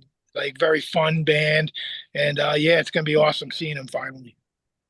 Yeah, we talked about them I've heard of recently it. because you had that record that I used to have, the EP, older Budweiser, and it looks like it looks like a Budweiser Oh, you picture, and it's on green vinyl if I remember right. well, it's shape of a skateboard. That Well, one yours that was a picture. I had the album, and it was the cover was like a Budweiser label, and it was on green vinyl. And yeah then they had one also called "I Ate One Before You" to take off yeah of the Van Halen. Yeah. yeah they're one band, a lot of drinking songs, and just crazy lyrics that totally yeah, just awesome. Just like Fear. If you like Fear, you'd like them, Ralph. Cool. Speaking of which, the Spawn 67 says Happy Fourth to everyone except Sammy Hagar. I like that guy. Mean He, Metal Mike says police or cars. please. Uh, Uh, I used to love the police, man. Probably Uh, the the, police, yeah. the I like the cars, cars too. the cars. I really only loved the first two albums. After that, it was spotty. But the police, I love what is it? Five albums, I think. I love them all. That's think they're another great. band that flirted with reggae. That is about the only way I can listen to Yeah, yeah, reggae. yeah. Again, if you're from Britain or Germany, you guys know how to do reggae. Jamaicans don't. Jamaicans make annoying reggae. Yeah. Too happy. Yeah. I don't mind either band, but I'm not like a big fan of either band either. I think they're great musicians in the Police, but it was always just a little too commercial sounding for me. Uh, The Koof Jackson says, Ralph, I just posted on the Judas Priest Stained Class versus Manila Road Mystification. So hard to pick songs. Priest won, of course. I love Stained Class a little more. Yeah. yeah, Joseph Manella asked me to do a track by track of Stained Class versus Mystification, and Jackson Rowling bought me. Jackson Rowling got me like five Manila Road vinyl. He's That's a the band that I've always had a hard time getting into. And we talked about it. We did an episode on was it was it on Rock Fantasy, Ralph, Count Ralphus that we did Right. or was it on See you try no, it was Sea of Tranquility. We brought out. that one record, man, Crystal Logic, that's really good. I like oh, that I one. love that's my favorite But one. I think that my whole issue with Manila Rose, the first thing I ever bought by him was that Out of the Abyss, and that just wasn't good. I didn't like it, and I remember getting it out of the cutout bin. And then when I bought a bunch of records one time from somebody, that album called Metal was the album, and I couldn't get into it. I ended up it was an original pressing of that too, which was really hard to find. I ended up trading it for something, but yeah, they're a good band. They got some good albums. They got some I didn't care for, just like a lot of bands. I mean. Yeah, I Crystal. probably the name ruined it. day I would see advertisements for the album, and I didn't know what I thought it was like a southern rock band, Manila. I just it didn't sound like a metal band to me, and that's happened a lot of times with stupid fucking names and stupid album covers. But they're a band that I missed out on back in the day. When I hear it now, it's Yeah. cool. I would have liked it more if I would have found it back then, you know. You were thinking Vanilla Ice. Well, Crystal Logic and Mystification are my two favorites from them. Yeah, yeah. I need to check that one out. Yeah, Crystal Logic, that's killer, man. Yeah, Awesome album. yeah. Question for the Count from Anthony M. Are you a fan of Emperor? Oh yeah, I think Anthems at the Welkin at Dusk is maybe my favorite single black metal album of all time, and I seen them on their next album when they first, I believe it was the first time they came to America, and I went to see them in a small club in New York City called Tramps, and they were great, you know, but then they just got like a little bit different as time went on, and I wasn't as much of a fan after that Anthems album, but I thought that Anthems album is just a masterpiece. It's incredible. Mean Metal Mike asks song by the Who versus new song by the Who versus Sister Disco by the Who. New song. I didn't hear a it. new song. Oh, I don't know. I like Sister Disco, but I think New Song's a better tune. Here's a good one. Was it Sarcast or not? No, I don't know how you say your name there, bud. That's guys, worst song by your favorite band. Oh boy. All right. Rock and Roll Doctor, Black Sabbath. And damn, Merciful Fate. God damn. And my favorite band is Black Sabbath 70s, Merciful Fate 80s. So out of the Merciful Fate 80s albums, I hate to say this because it's a great song, but I would say Night of the Unborn. I like all the other songs more, but I do like Night of the Unborn, but that would be the one that I would put at the bottom. I mean, not including Black Masses, which was a B-side, you know. Because Black Masses I even like less than Night of the Unborn. But I Thin still Lizzy has got. I just watched Martin Popaw's Contrarians episode on worst song on each Thin Lizzy album, in which I disagreed with him on a lot. He was saying stuff like he didn't like. He loved. I think he said his favorite Thin Lizzy record was Bad Reputation, or one of his favorite. He didn't like Dancing in the Moonlight. But that's Martin. You know, if you know Martin, that's Martin. But one that I just pops in my head. I do not like Boogie Woogie Dance. Yeah, I agree. And it's at I the mean, very some of the end. stuff on those first three records there's stuff on the first three on the Eric Bell years that I don't like, but Boogie Woogie Dance just immediately comes to mind. Yeah, it really ends Johnny the Fox with a thud. Yeah, You know, absolutely. yeah, I've always thought that was like, dude, turn the album off. What was the Turn it off early. yeah, turn it off after what was the last song? Dahlia, I forgot the last song on Johnny the Fox before that one. But yeah, Boogie Woogie Dance, I agree. That's not a good song. So That one count. it's just the worst song by your favorite band. I have to say that song that Ice-T sings on with Black Sabbath. I don't like that. But Oh yeah, Illusion of Power. Illusion of Power. Yeah, I was going to say Victim of Power, but yeah, Illusion of Power. Victim of Suck. Yeah. Yeah. Wow. Yeah, we still got people watching. It's cool. Candlemass or Trouble? God, man. Candlemass. yeah, I love Trouble, but dude, Epicus and Nightfall and Ancient Dreams can't be beat in my opinion. Greatest doom band other than Sabbath. yep. Justin, I'd have to flip a coin on that, and whatever it landed on is what I'd have to pick. I love Trouble though, especially that first album, Psalm 9, and the self-title is amazing. Has such a discography and all with different singers. No matter what, it's always worth listening to. no matter who's singing on the album, I'll still They find got things more to like. records than Trouble.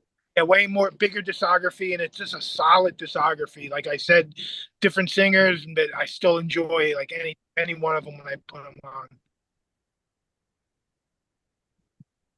And I like Trouble too. Mizzy B says, "Did Pearl Jam rip off a riff from Kiss and use it for the song Alive?" Yeah, they Yeah. ripped off the solo out of She, which Ace stole from the Doors. Yep. Yeah. That is true.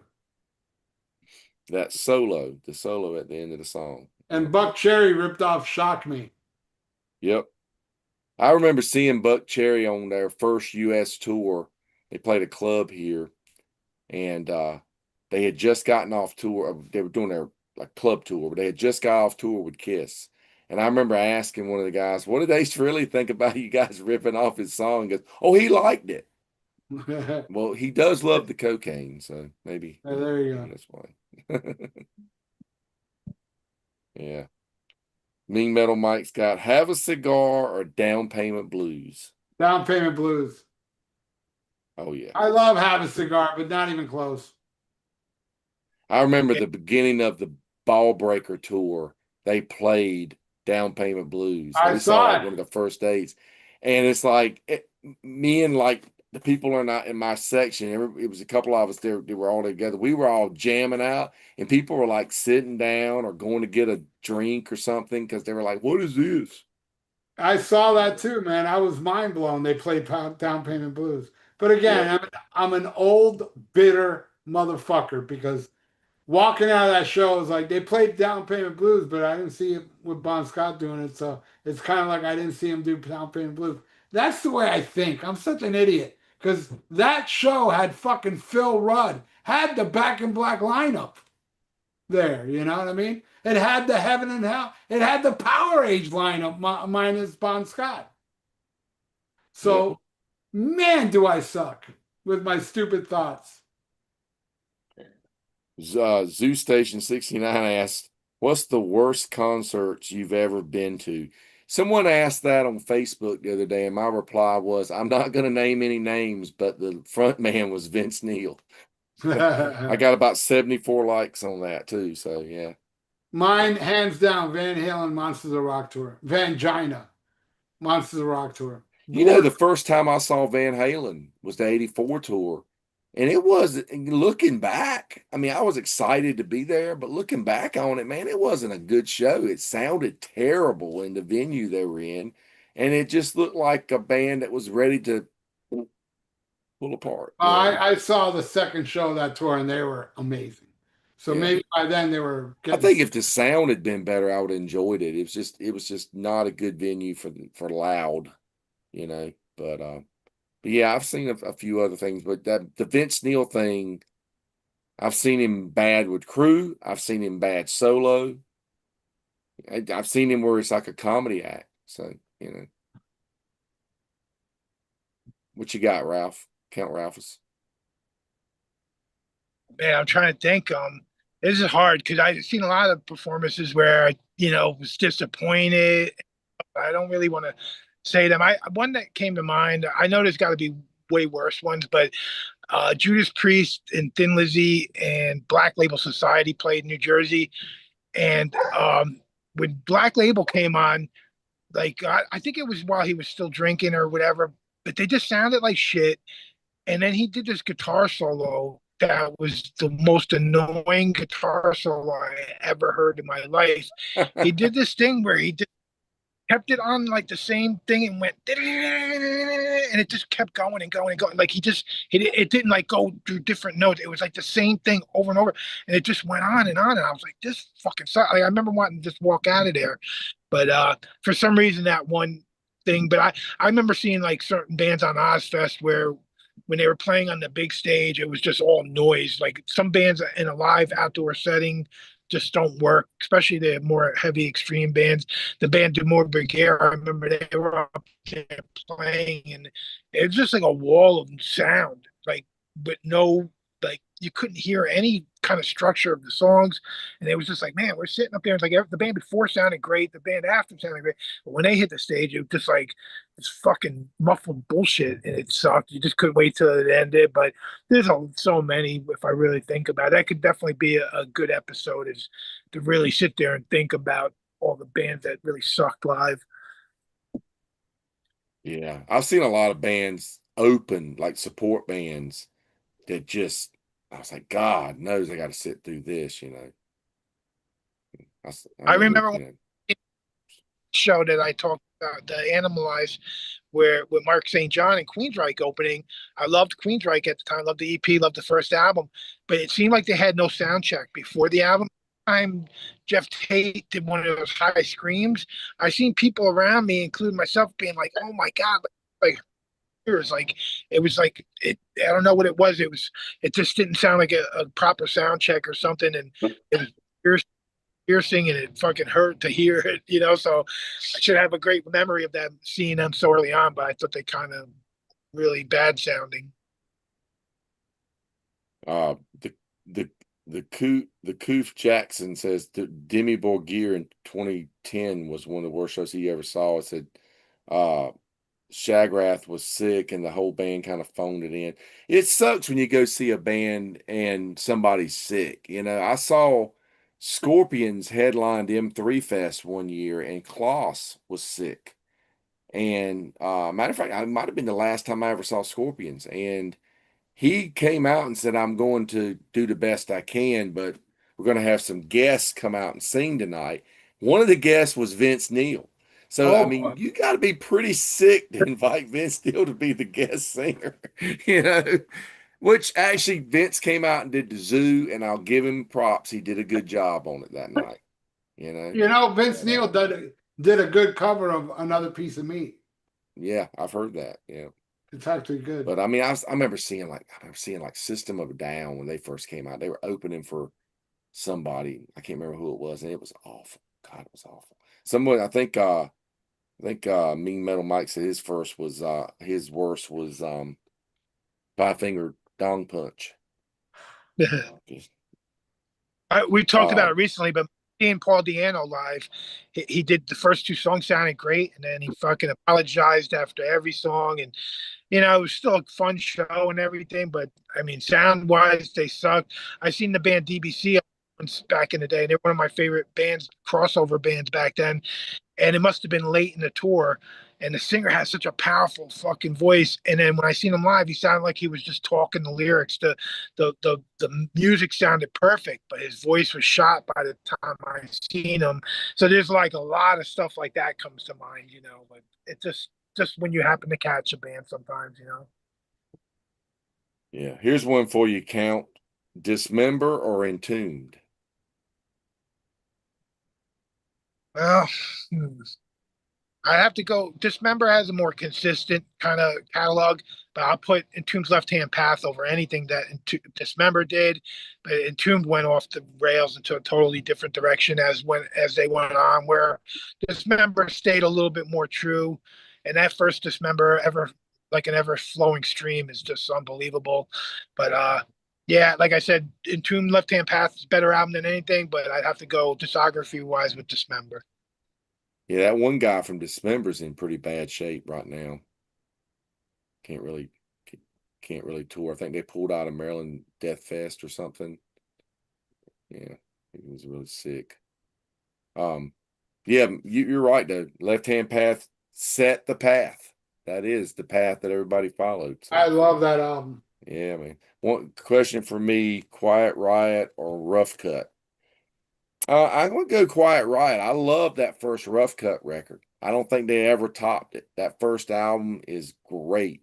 Of course, same could be said with Quiet Riot and Mental Health. I mean, it's a just brilliant album. They never topped it.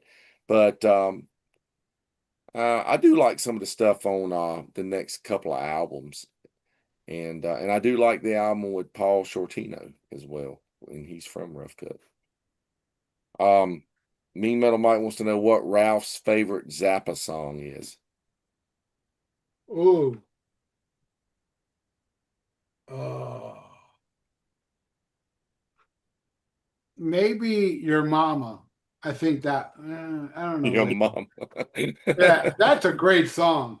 But then there's I know it's trendy for me to say, but Dynamo Hum. Oh, Slime. Slime. Slime is my favorite Zappa song, definitely. They got that they did different like every time with different lineups that I like. It's really bizarre. Everything he did was Oh, Spawn just corrected me. So that's Senator Sinister I was thinking about, not Dismember. Sinister that the singer is ill. That's what I got them mixed up. Thanks for clearing that up, Spawn. Yeah. Zoo Stage said watching Paul Stanley croak live was pretty awful. Oh, yeah, you know, the last time I saw Kiss on the Monster Tour, that was the worst time I ever saw Kiss. It was embarrassingly bad. Yeah, after that, I was like, I never want to see Kiss again. And then they came on the End of the World, End of the Road tour three times. And two of the three times I got offered a free ticket. I was like, nope, ain't going. Yeah, that was bad. Yeah. All right. Somebody said, okay, be serious now. Born again or never say die. Born again. born. Oh, hell yeah. Definitely. Definitely. Man, we're going on 2 hours. How long you want to keep going?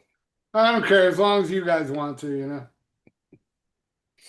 I'm I still got I blacked out, so I'm just gonna go sit in the darkness after this. So no, no. He's gonna go sit in the darkness. I can't play my motor Oh, either. I have to get like a generator or something. Then it would be too loud. damn. Can't do that. You probably won't have power till tomorrow. Yeah, I don't know. We usually don't last that long, and it hasn't been storming in a long time now. But for some reason, I think 60-mile-an-hour winds like just fucked shit up here. Heather asks, what's the best Alice Cooper Blackout album? What's your favorites? Mine would be Flush to Fashion. Mine is Zipper Catches Skin. I think I'm gonna go with fashion too. I like Special Forces a lot as well, but I like I Zip, like them all. I love yeah. man, like one of my favorite songs is Give Her the Gun from Dada. You know? I love Dada. I remember buying Zipper Catches Skin like in the cutout bin and just loved it. I mean, and I got into the Alice Cooper stuff later because the first thing I ever got was the late 80s was Alice Cooper's greatest hits, and then Constrictor comes out, and that's like the new record, and then I start kind of going back. But that was probably the third or fourth release I ever got by him was Zipper Catches Skin, and I loved it. It's got some great songs on there. It's got that song from the class of 1984, uh, That's I Am the Future. Yeah, that's a great. great movie. Love that movie, man. Yeah. Yeah, yeah. We got a few of that movie. Get Heather back on. We'll do a class 84 movie on that. Yeah, good idea. Do you like that movie, Heather? I'm sure she does. Oh, I'm sure she does. Yeah, and we may have even spoke about it before. Um, if you could wear only one band shirt for the rest of your life, what would it be? Merciful Fate. Sabbath. Thin Lizzy.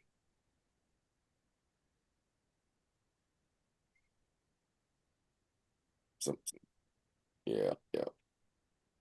Ovi says, "Pass the gun." Yeah, that was a good track. Yeah. Heather says, "I love all the Blackout albums. Special Forces as the Edge, but Dotto's Great Madness." Yes. Have you ever noticed the cover of Zipper Catches Skin as all the lyrics? Yeah. And it's got that one song, if I be nice, I better be nice. And it's if Zipper Catches Skin, and they've got that highlighted, Uh, like circled. And if you and Alice Cooper is in red, and it's some of the letters that form that.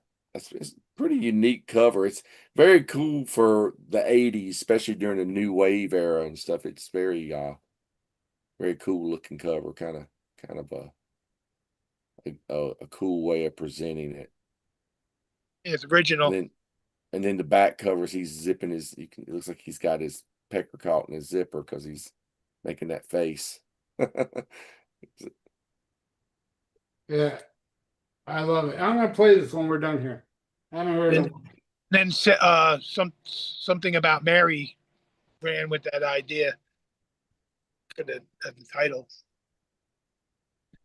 The Mean zipper. Metal Mike says it says Westworld or Halloween. You talking about the movies or the bands? I guess he means the movies. I gotta go Halloween. I like Yeah, Westworld though. That's a cool Halloween, movie. yeah, Halloween. That was fucking classic. Because there is bands called Westworld and Halloween. So. Wasn't Tony Ton- Harnell in Tony Westworld? Harnell was in Westworld. Yep. Yeah, Um, I had that CD. the Coof Jacksons. Tony, your thoughts on Gore? Have you seen them live? And when was the first time? Also, Ralph and Ralphus too can answer. Yeah, they used to play here a lot, and I remember the first time I went to see them. It was on the Scum Dogs tour, and we get to the club and it was sold out. So it was a couple of years, maybe America Must Be Destroyed tour. I think was the first time I saw them. I saw them on the Hello tour, the first album, and they were wild and all, but the opening act was even more crazier. It was a band called Jenna Torturers. Oh yeah. But Jenna Torturers, I've seen them a lot through the years. They became almost like a Disney shit. Compared to the first time I saw them, there were lesbians with strap on doing full penetration on stage. A guy getting a blowjob on stage, her torturing this guy with the nipple clamps. Gore came out and it was awesome. It was crazy, but it was more, make believe shit where Jenna Torturers were really torturing people, you know? But I saw Gore like maybe 3 times after that.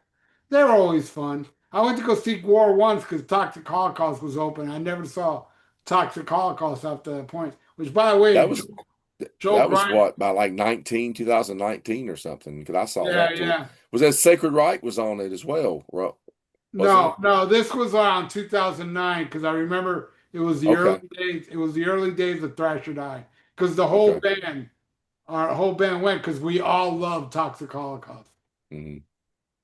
And And they came back with them again. Joel Grind from Toxic Holocaust is a viewer of my channel. He's a good guy. You get them on. Yeah. Yeah, man, should get him on. But yeah, for me with Gore, man, I seen them twice on Scum Dogs tour, and I seen them maybe more than any other national act except for Slayer. It was like them and Slayer, or like around 20, between 22 and 25 times each. Gore used to come through like twice a year. I met all the guys. I got a picture with Odorous and uh, just love the band. I love the music. People think of them as just like a gimmick band. So I thought they were insane. They had some of the craziest lyrics of any punk kind of band I ever heard. They outdo almost anybody with over the top lyrics. And talking about Jenna Torturers, I seen them a bunch of times too. And I got pictures with Jen and stuff. And I seen them really early on. They played the Limelight. It was a church in New York City. Tony had been there, and unbelievable club. There's a whole movie out there about it. That's where ecstasy comes into America. Came through the Limelight Club. So there's a whole movie with the kid from Home Alone that plays in the role. But when I seen him at the Limelight, she sewed a guy's asshole shut with a fucking needle and sew. And I swear to God, on stage, like we're just like you felt like you were at some kind of fucking sex show, you know? It was fucking insane. I the first couple times I seen her, she was insane. And it's like you said, then all of a sudden it became like I don't know if they had problems with clubs saying, hey, you can't be sewing people's assholes shut, but they were piercing nipples on stage. There was spankings and whips, and they were one of the most insane bands I've ever seen back in the day. And I love that early Jenna Torture. It's their first like 3 albums I think are great, and then the albums just kind of bored me after that. And but they were one of the great live bands. But Gore, after Odorous died, I've only seen them once without Odorous, and it was super I mean, like the guy sounds like him a little bit and stuff, but Odorous to me was Dave Brockie. He was the genius of that band to me, and he was the one. Like they had a lot of conflict throughout their years, where um, like some of the guys wanted to be more like wrestling and kind of more of like something that kids would like. Where Odorous was like the punk in the band that was like he wanted dicks getting chopped off and. I seen Gore one time. It was like 2 weeks after Princess Diana died in the car crash. It was like 2 weeks later, and I'm seeing War, and here comes Princess Diana with a hubcap stuck in her fucking head, and they kill her again on stage. And it was like I loved They- War, always love them. They're a great band. Well, I want to show you Jackson Mountain, the one that asked that question. He got me these two Gore albums. Love them. And I think these are the best. I own Scum Dogs, the Universe and Hello, but I like these even more. Yeah, America Must Be Destroyed is just Yeah, fuck. yeah, Yeah, that I love that one. And the video, that home video for that with a Have You Seen Me video and yeah, just the road behind I thought was so funny. It's like here's war, we're gonna do a ballad and we're gonna whistle like Guns N' Roses. yeah. But I love Scum Dogs. The lyrics on some of those, I mean, Salamanizer and all that stuff, man, just hilarious. First time I ever saw Gentle Torture is they opened for Danzig. It was I think it was the Demon Sweat tour, Thrall, Demon Sweat period. And Sacred Reich was open. I think they were on maybe Independent or something like that period. But Gentle Tortures was the first band, and I didn't know anything about them. Yeah, it just kind of blew my mind. I saw them. I probably saw them in the late '90s sometime. I remember they were playing when David Vincent was playing bass for Yeah, him from Morbid yeah, Angel because he was married to Jen for a while. yeah. Yeah, I got with a the funny Dave Evil Vincent story. D. Yeah, so fucking, I was a huge Morbid Angel, and the first three albums are just godly to me. And then all of a sudden he's in Jenna Torturers. He was doing Jenna Torturers and Morbid at one point, but then he just leaves Morbid Angel and he's doing that. And I'm hanging out at shows watching Jenna Torturers after Jenna Torturers show, and I see Dave Vincent there, and I start talking to him, and I tell him how he was like the leader of our death metal scene and stuff, and he was like so cool and everything, and I was like, he was like really happy that I was saying, yeah, you were like our leader in the fucking death metal scene. So, and I'm like, so I was all drunk like usual after shows and stuff. And I said something like, so why are you wearing like a cheerleader outfit now? And he goes, that ain't me, that's Chuck. The guitar player was wearing the cheerleader outfit and like a promo photo like around that time and stuff. But he was wearing some fucking stupid shit with his fucking eye makeup and his hair was like all teased out. It was like he looked like fucking Nikki Sixx all of a sudden as I'm talking to him with the way he was dressed and everything. But he got so like fed up with me. Like it went from being like, oh, like really cool, and he was happy to be talking to me, to being like, who the fuck is he goes, he's like, what's your name? And I was like, yeah, just a fan. But he was like, fuck off, kind of. Like, he didn't say that to me, but he just kind of like took off after that. And I could tell I fucking really pissed him. Hey, did you guys ever see the band the Impotent Sea Snakes? Oh, they were naked, right? Weren't they naked on Yeah, stage? they were from Atlanta. Yeah, they No, played with I've seen the Wasp. video. I saw Wasp on the KFD tour, and they opened for Wasp at Jack's. Yeah, they did a lot of crazy stuff on stage. Actually, Jerry, the guitar player that played in John Oliva's Pain, Jerry Outlaw, he was touring with them for a while, and I think he toured with Jenna Torturers for a little bit too. Killer guitar player, but he was ended up playing with John Oliva's solo band. Yeah, but he was really, really good player. He's from You North know, the main Carolina, so. one of the main guitar players from Jenna Torturers was actually Chuck from Crumbsuckers. So, people talk about how amazing the Crumbsuckers were back in the day.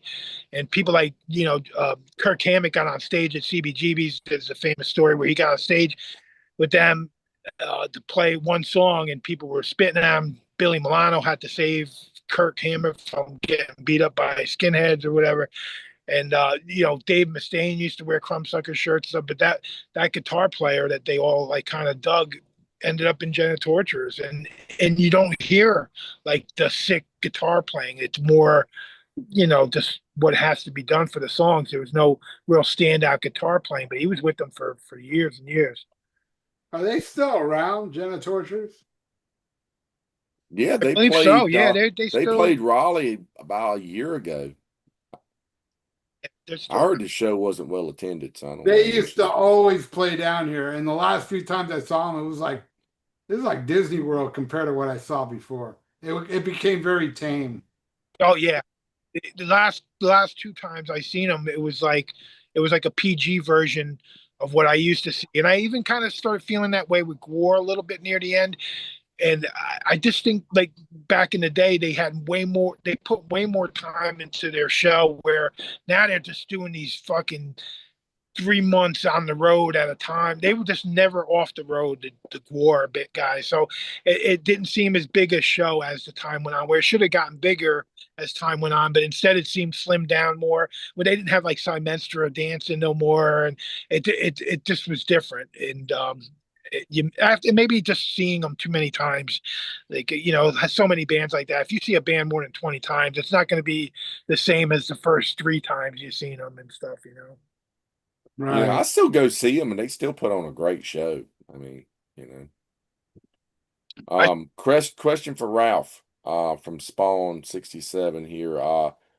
What's the most underrated metal band from South Florida?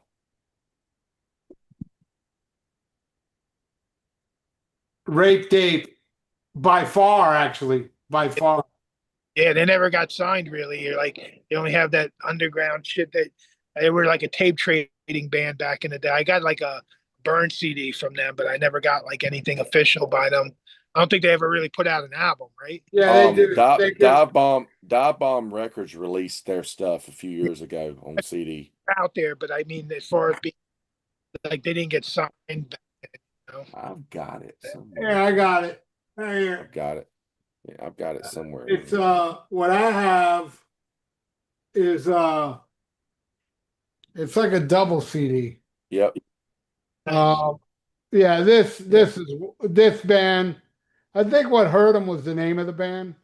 No, But yeah, I remember a lot of people were goofing on Rape Date. They went to Canada and won some kind of battle of bands up there. Um, they're amazing. There was another band down here that were almost as good called them Boogalard. You ever heard of them Boogalard? I no. got I got a funny story about You've talked about them before. I remember you speaking yeah, about them. Yeah. I got a funny story about them Boogalard. And Boogalard was a killer thrash band. Check out the song Picture Perfect from a Boogalard. They were fucking amazing. Well, anyway, I used to see Marilyn Manson back then. Um, I saw That's Marilyn right. I Yep. saw Marilyn Manson so early in his career that he played to a drum machine. And he was, man, you think Marilyn Manson was shitty later? Woo, those early shows, it was like circus music. It was called Marilyn Manson and the Spooky Kids. That Kids. was their name. But anyway, I used to see Marilyn Manson. Man, this band fucking, they were like the worst. These guys suck. Well, anyway, then later on, somebody told me, hey, the rhythm guitar player for and Boogalard quit and Boogalard and joined Marilyn Manson, and he became Twiggy Ramirez, right? And I was like, why the fuck would he do that? And Boogalard's gonna be huge. Marilyn Manson ain't going nowhere. I swear that's what I said back then. I'm bad at predictions.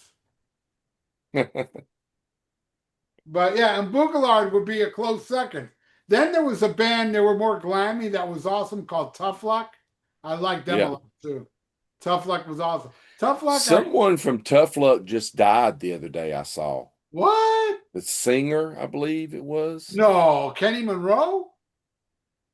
Oh, I gotta look into that. Yeah, yeah. I heard someone died. I can't remember who it was. Well, I got I just no, remember. it can't be Kenny Monroe because I talked to Ruben the other day. Ruben was so close to Tough Luck. Tough Luck's got a documentary, Yeah, I've and, got it. Yeah. and Ruben's in it. Ruben gets Mhm. interviewed in that documentary. So I they, still hadn't picked that album. I've got the CD, but still hadn't picked the the original vinyl up. The guy had it at a record show a couple weeks ago, but he wanted too much for it. But I got the CD that came out. The CD was like a freaking import. It was like really expensive back in the day when it came out. But I ended up finding it somewhere in it. I love that album.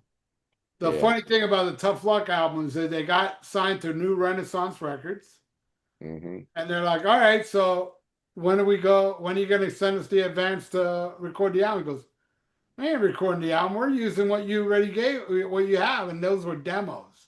And they didn't Yep. want the demos released, but that's what they are. But man, the song Tonight Tonight, um, Please If You Please, Up and Down, great stuff, man.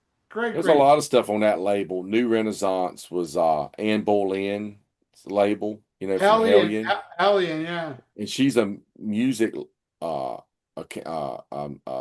lawyer, I guess, basically. But but I know like a lot of their stuff was hard for other labels to license them to reissue them in recent years.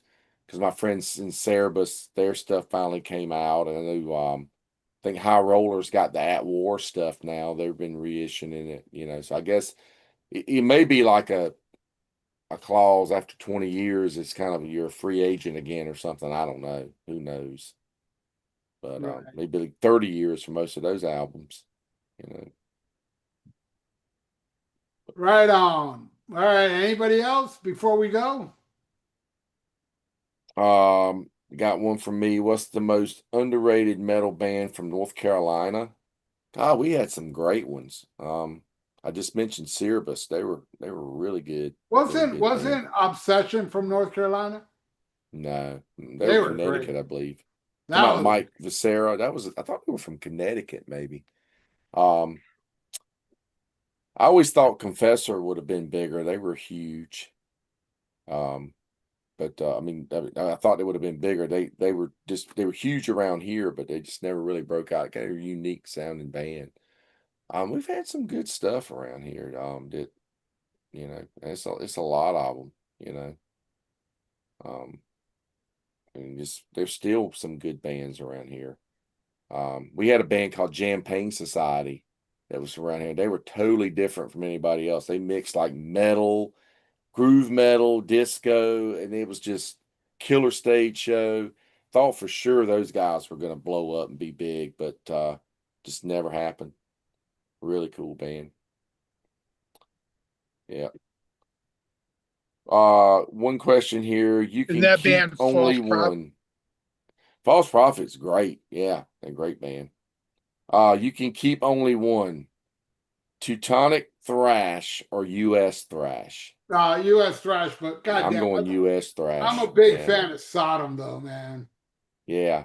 Sodom I put above a lot of these American thrash bands, but Violence, Dark Angel, those are the Slayer. That's my top right there. There's way more American bands for sure, but I don't know if I would put many of the U.S. bands' albums against like the early Destruction and Sodom and even the early Creator albums. It's very close, but there's definitely way more like U.S. albums you can think of. Wayne's in the chat, and Wayne's going, "You guys are still on. It's 4th of July. Get a life." It's funny. Says the guy who watches a bird feeder. Yeah.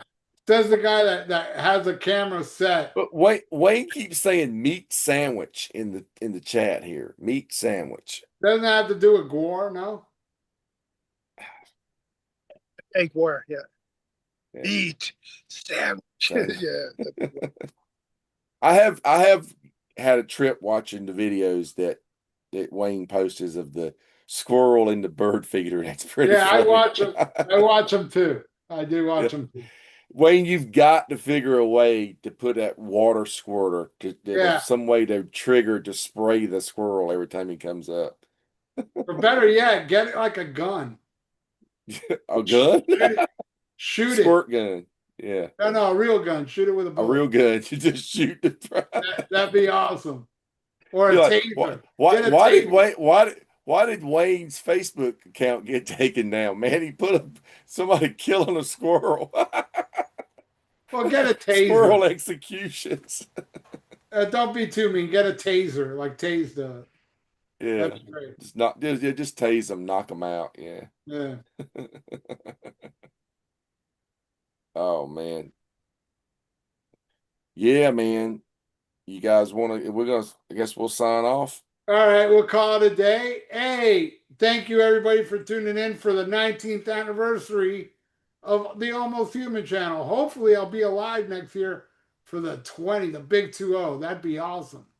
You gotta do a big episode for that one. You gotta get all. We just gotta fly down because July 4th is on a Sunday next year, so we just gotta fly down and have a live You all party can from your crash. house. Y'all can crash in my house. Yeah. That'd be great. I would love for all of you to come over here and crash in my house. And I'll go next year. Yeah. Ralphus, Just pick me up at the airport. I will. I'll pick you all up. And Ralphus, bring mushrooms. Yeah. Bring mushrooms. Yeah. All right, everybody. Well, it's been a gas. I love you all. I love the Almost Humanoids, Tony and Ralphus. And believe it or not, don't tell anybody this, but I actually do love that prick, Wayne. I don't know why, but I do. Which I love having Wayne on this show because so many people hate him. And it's fucking awesome. I love Wayne. He's now known as the Birdman. Yeah. The Birdman with his wacky ass album reviews. He's gonna come next week. He's gonna have a squirrel tail taped to his fucking head like a devil lock. And it'd just be a fucking rotten squirrel tail hanging down. Well, it has to be because you told him to kill squirrel. Yeah. All he right, just wear the Daniel Boone hat backwards with the with the raccoon tail. Yeah. I just put a dead squirrel body hanging. Or he can use the hat, the raccoon tail on the right side to make him look like Geddy Lee in the 80s. All right, guys. Oh, yeah. All right. Hey, join us next Thursday on Almost Human Live. We don't know what we're doing, but you know it's gonna rule. Schmack 'em a gob, everybody.